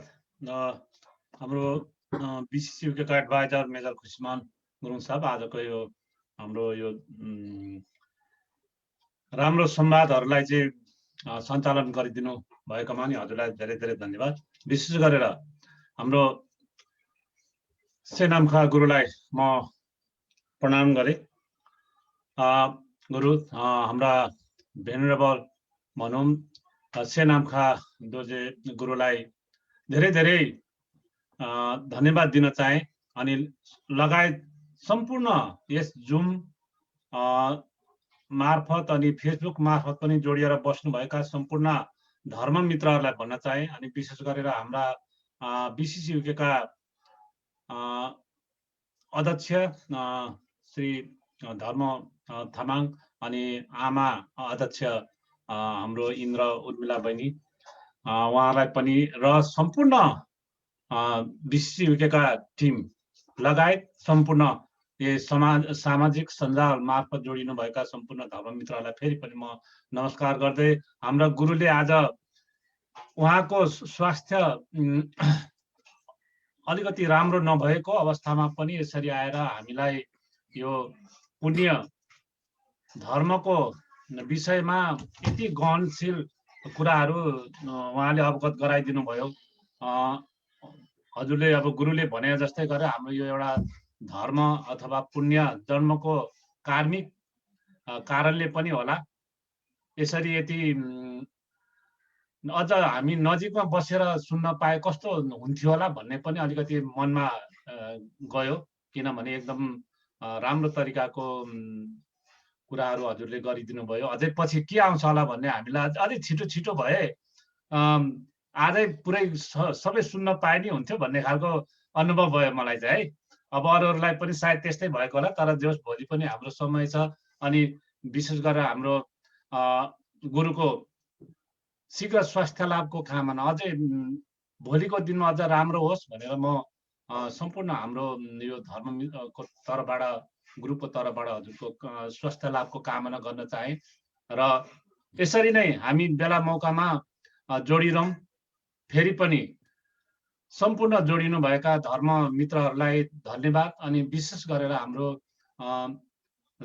गुरुलाई धन्यवाद। हजुरको यस्तो राम्रो वचनहरू हामीले धेरै सम्म सुन्न पाइरहौँ। अनि हजुरको शीघ्र स्वास्थ्य लाभको कामना गर्दै आजको यो हाम्रोको संवाद भनौँ यही नै समापन भएको म भन्न चाहन्छु। धन्यवाद गुरुलाई। Thank you very much. हुन्छ खुजमा सर, थ्याङ्क यू। मेरो यति नै हो।